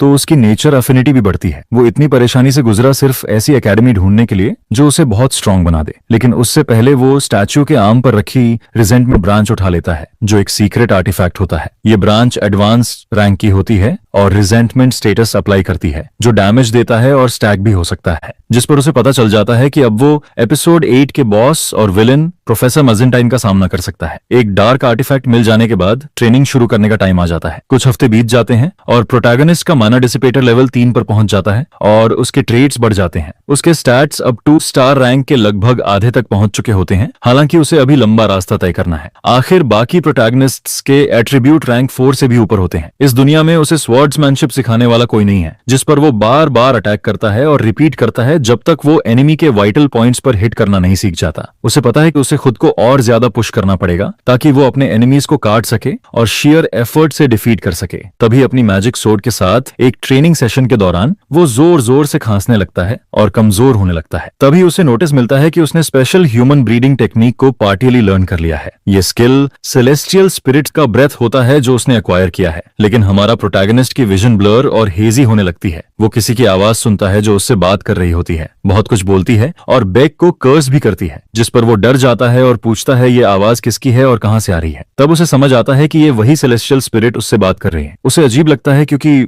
वो तो अलाइव नहीं है। स्टैचू बोलती है कि वो काफी समय से उससे बात कर रही थी, बस वही नहीं सुन रहा था। बेक पूछता है कि अब क्यों सुन पा रहा है, जिस पर वो कहती है कि अब वो दोनों सिमिलर हो गए हैं इसलिए वो उसे सुन पा रहा है। अभी उसने वही एग्जैक्ट स्पिरिट ब्रीदिंग रिलीज किया था और बेक सिस्टम्स मैसेज समझ जाता है। सेलेस्टियल स्पिरिट का ब्रेथ नेचर के साथ हार्मोनाइज करता है और ब्लड में माना रेट बढ़ा देता है। वो देखता है कि ये बहुत अब्सर्ड एबिलिटी है जिसकी ड्यूरेशन कम है, लेकिन उसका फिजिक 4 स्टार लेवल तक पहुंच जाता है। स्पिरिचुअल इरोशन का मतलब होता है इंसान का अपना ह्यूमन बॉडी खो देना, क्योंकि स्पिरिट्स अपनी फॉर्म अपने मैजिकल पावर से मेंटेन करते हैं, लेकिन वो माना डिसिपेटर है और उसके लिए बॉडी खोने का मतलब मरना है। इसका मतलब ये एबिलिटी उसकी लाइफ को ही खत्म कर रही है। फिर भी वो पॉजिटिव साइड देखता है और समझता है कि एक्सट्रीम सिचुएशंस में ये यूजफुल है। स्पिरिट कहती है कि ये दूसरी बार है जब उसने किसी ह्यूमन को ये ब्रेथ यूज करते देखा है और वो लगभग इनविजिबल लगता है क्योंकि उसके बॉडी में माना नहीं है। वो बताती है कि एक आदमी ने स्वॉर्ड यूज करके मैजिक और सेलेस्टियल स्पिरिट्स तक को काट दिया था। बेक को याद नहीं आता कि गेम में किसी ऐसे स्वॉर्ड्समैन का जिक्र हुआ हो जो स्पिरिट्स को काट दे, जिस पर वो सोचता है कि वो जरूर बहुत स्ट्रॉन्ग मॉन्स्टर रहा होगा। जब वो पूछता है कि क्या वो उसे देख सकता है, स्पिरिट बताती है कि ग्रेट आर्चिनिस्ट के 12 डिसाइपल्स ने उसे बहुत पहले डिफीट कर दिया था, लेकिन इन्फिनल कहती है कि वो उसे दिखा सकती है क्योंकि उसने उसके सारे मूवमेंट्स और ब्रीदिंग टेक्निक्स रिकॉर्ड किए हैं। लेकिन उसकी एक कंडीशन है, क्योंकि वो मूव या किसी से बात नहीं कर सकती, जैसे वो अलाइव ही नहीं है, और उसे ये टेक्निक सिखाने की कंडीशन ये है कि बेक उसके लिए एक हार्ट लाए ताकि वो वापस जिंदा हो सके। हमारा प्रोटैगनिस्ट कहता है कि ये इम्पॉसिबल है क्योंकि उसके लेवल पर वो किसी दूसरे सेलेस्टियल स्पिरिट का हार्ट नहीं ला सकता।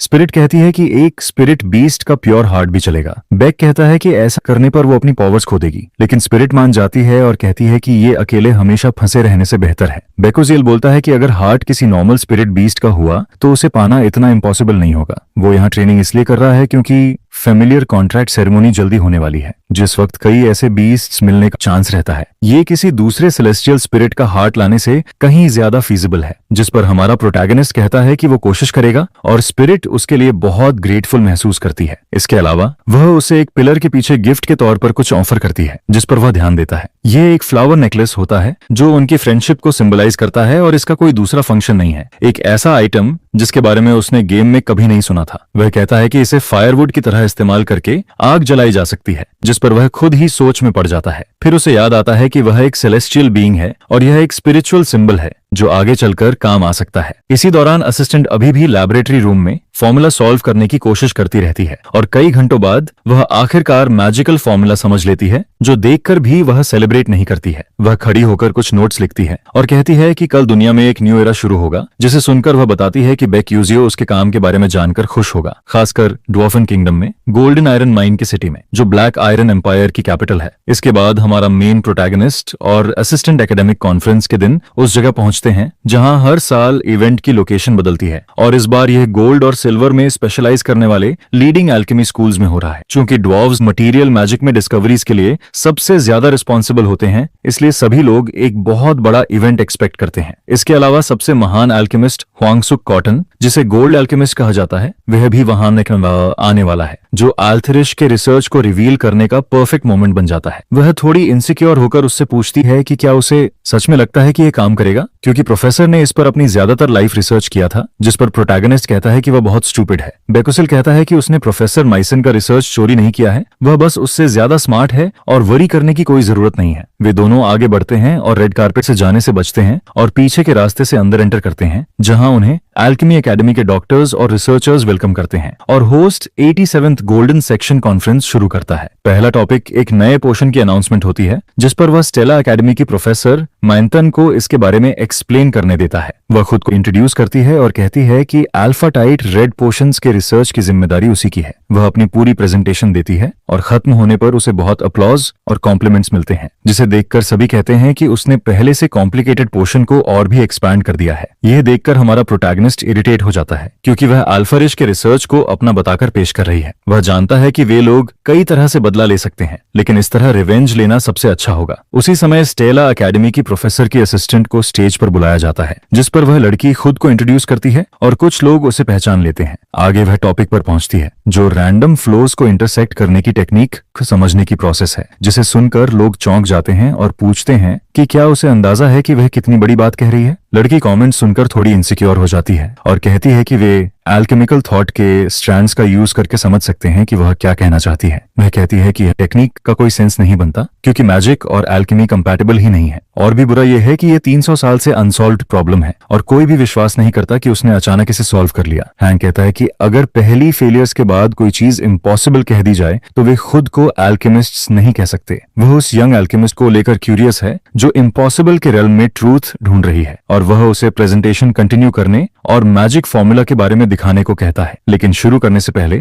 उसे प्रोफेसर मेन का ऑब्जेक्शन मिल जाता है, जो कहती है कि असिस्टेंट के पेपर में प्लेजरिज्म का सस्पेशन है, जिसे सुनकर गोल्ड एल्केमिस्ट भी सरप्राइज हो जाता है। हालांकि अगर वह अपने क्लेम को प्रूव नहीं कर पाई तो उसे पनिशमेंट मिलेगी। इसलिए प्रोफेसर स्टेज पर जाती है और कहती है कि फ्लो फॉर्मूला से जुड़े 5 ऑब्स्टिकल्स हैं, जिन्हें पार करना जरूरी है ताकि एल्केमी, मैजिक और टेक्नोलॉजी हार्मनी में कोएग्जिस्ट कर सकें। आज तक उनमें से सिर्फ 2 ही सॉल्व हुए हैं और वे भी इनकम्प्लीट थे। वह कहती है कि इस लड़की ने 4 ऑब्स्टिकल सॉल्व कर लिए और ऑथोरिया इस समय उसकी असिस्टेंट है, जिस पर अगर यह सच है तो रिसर्च प्रोफेसर मैंटरिन का होगा। वह पूछती है कि अगर उसने 5वां प्रॉब्लम भी सॉल्व कर लिया तो क्या वह बाकी 4 अपने दम पर सॉल्व करने का दावा कर सकती है। प्रोफेसर जानती है कि लड़की बेहद टैलेंटेड और जीनियस है, लेकिन एक एल्केमिस्ट के रूप में उसकी लाइफ यहीं खत्म हो जाएगी और अल्थेरिशिया का टैलेंट हमेशा के लिए उसका हो जाएगा। लड़की पहले से अंदाजा लगा चुकी थी कि ऐसा होगा, लेकिन जब यह सब उसके सामने होता है तो उसका माइंड ब्लैंक हो जाता है। उसे बेक यूजिल की बात याद आती है कि मुसीबत में उस पर भरोसा करना, जिस पर वह इस समय मदद के लिए असिस्टेंट बुलाना चाहती है। इसलिए वह इस पेपर के को क्रिएटर स्टूडेंट बेक यूजिल को बुलाती है, जिसे अपनी कॉल और को क्रिएटर कहलाने पर खुद हैरानी होती है। सभी लोग भी शॉक हो जाते हैं कि इतना यंग स्टूडेंट इस प्रोजेक्ट का को क्रिएटर है, और गोल्ड एल्केमिस्ट भी बहुत इंप्रेस्ड होकर इसे देखने के लिए ईगर हो जाता है। बेकी यूजियो सिर झुकाकर स्टेज पर चलता है और प्रोफेसर के पास से गुजरते समय रिजेंटमेंट की ब्रांच निकालता है और टारगेट माइन रखकर उसे एक्टिवेट कर देता है। बॉइलिंग ग्रज स्किल यूज करके वह देखता है कि वुमन उस पर गुस्सा होने लगती है, जिससे उसे समझ आता है कि स्किल काम कर गई। इस तरह हमारा मेन प्रोटैगनिस्ट एल्केमिस्ट्स की भीड़ के सामने खड़ा होता है और सबसे पहले कहता है कि उसने प्रोफेसर के आर्ग्यूमेंट्स को ध्यान से सुना है और उसे लगता है कि एक्शंस वर्ड्स से ज्यादा जोर से बोलते हैं। इसलिए वह दोनों के बीच एक कंपटीशन प्रपोज करता है ताकि देखा जा सके कि रैंडम फ्लो फॉर्मूला कौन सॉल्व कर सकता है। यह सुनकर सभी लोगों को अजीब लगता है कि एक प्रोफेसर और असिस्टेंट के बीच थीसिस एनालिसिस कंपटीशन हो रहा है, जिस पर अल्थेरिशिया डर जाती है तो वह उससे पूछता है क्या वह उस पर ट्रस्ट करती है, और वह हाँ कहती है। वह कहता है कि वह इतने समय से उसे देखता आ रहा है और उसे पूरा यकीन है कि वह कर सकती है। वह आगे कहता है कि अगर वह खुद पर भरोसा नहीं कर पाती तो उस पर भरोसा कर सकती है, क्योंकि वह ऐसा इंसान है जो उस पर बिलीव करता है। लड़की थोड़ी इनसिक्योर होती है, लेकिन उसे लगता है बेक सही है और उसे खुद पर कॉन्फिडेंस रखना चाहिए। फिर वह अपने बाल बांधती है और प्रोफेसर मानतिन के खिलाफ कंपटीशन शुरू करने का फैसला करती है। रैंडम फ्लो इंटरसेशन फॉर्मूला को 300 साल पहले एक एल्केमिस्ट ने डिक्लेयर किया था, जिसने कहा था कि उसने ऐसा इंक्रेडिबल मेथड खोजा है जो इस फॉर्मूला को सॉल्व कर सकता है। लेकिन कुछ समय बाद वह बाथरूम में फिसल गया और मर गया, जिस पर फॉर्मूला और भी ज्यादा फेमस हो गया। इसके बाद अनगिनत एल्केमिस्ट्स ने इस फॉर्मूला को सॉल्व करने की कोशिश की, लेकिन अब तक सभी प्रोसेस में फेल हो गए और प्रेजेंट टाइम में कोई इसे सॉल्व करने की हिम्मत नहीं करता है। इसलिए अभी इस फॉर्मूला को सॉल्व करना इम्पॉसिबल माना जाता है और अब ये लोग क्लेम कर रहे हैं कि वे इसे सॉल्व कर सकते हैं। वेनिंग मून टावर के एक्सटर्मिनेशन कैप्टन केन को ये इंटरेस्टिंग लगता है, लेकिन 13th एक्सटर्मिनेशन यूनिट के वाइस कैप्टन ह्याजिन मैकरन को यह बोरिंग लगता है। वे आपस में बात करते हैं और सोचते हैं कि क्या वह प्रोफेसर सच में डार्क मेज है। वे चाहे जितनी बार सोचें, उन्हें लगता है यह मिशन फेल होने वाला है। असल प्रॉब्लम यह है कि उन्होंने उस ओल्ड मैन की हर बात मान ली थी, लेकिन हॉल का एटमॉस्फेयर अचानक बदलता है, जो देखकर वे अपनी सोच बदलने लगते हैं। आखिरकार दोनों फॉर्मूला का पहला प्रॉब्लम खत्म कर देते हैं और दोनों की इंटरप्रिटेशंस सिमिलर होती हैं, बस पर्सपेक्टिव थोड़ा अलग होता है। फिर भी असिस्टेंट का अप्रोच प्रोफेसर से ज्यादा कंसाइज और क्लियर होता है और उनके कंक्लूजन्स भी थोड़े अलग होते हैं। इसके बाद वे फॉर्मूला के दूसरे प्रॉब्लम पर जाते हैं, जिसे देखकर हॉल में मौजूद सभी लोग हैरान होते हैं। क्योंकि इस तरह कोई दूसरा प्रॉब्लम सॉल्व नहीं करता है। एल्थरेशिया एक ऐसा प्रॉब्लम सॉल्व करती है जो नॉर्मली 200 लाइंस लेता है, लेकिन वह सिर्फ 12 लाइंस में कर देती है। ये देखकर हमारा मेन प्रोटैगनिस्ट समझ जाता है कि लोगों की रिएक्शन पॉजिटिव है और अब रियल शो शुरू होने वाला है। फिर वे फॉर्मूला के तीसरे प्रॉब्लम के बीच में पहुंचते हैं, एक ऐसा प्रॉब्लम जो आज तक कभी सॉल्व नहीं हुआ, और सभी सोचते हैं क्या आज ये सॉल्व होगा। दोनों बोर्ड पर तेजी से लिखते रहते हैं। गोल्ड एल्केमिस्ट सोचता है कि यह इम्पॉसिबल है कि वे सच में इस प्रॉब्लम को सॉल्व कर रहे हैं। उसके हिसाब से प्रोफेसर मैन सिर्फ कोशिश करने के लिए भी इनक्रेडिबल है, लेकिन असिस्टेंट इसे डेप्थ के साथ सॉल्व कर रही है। जब प्रोफेसर उसका सॉल्विंग मेथड देखती है तो वह पूरी तरह इरिटेट हो जाती है और सोचती है कोई इसे इस तरह कैसे देख सकता है। वह सोल्यूशन पढ़ती है और इम्प्रेस्ड हो जाती है। एक्सपीरियंस्ड एल्केमिस्ट्स हर प्रॉब्लम को अलग अलग एनालाइज करते थे, लेकिन असिस्टेंट कुछ अलग करती है। वह उन्हें अलग पार्ट्स की तरह नहीं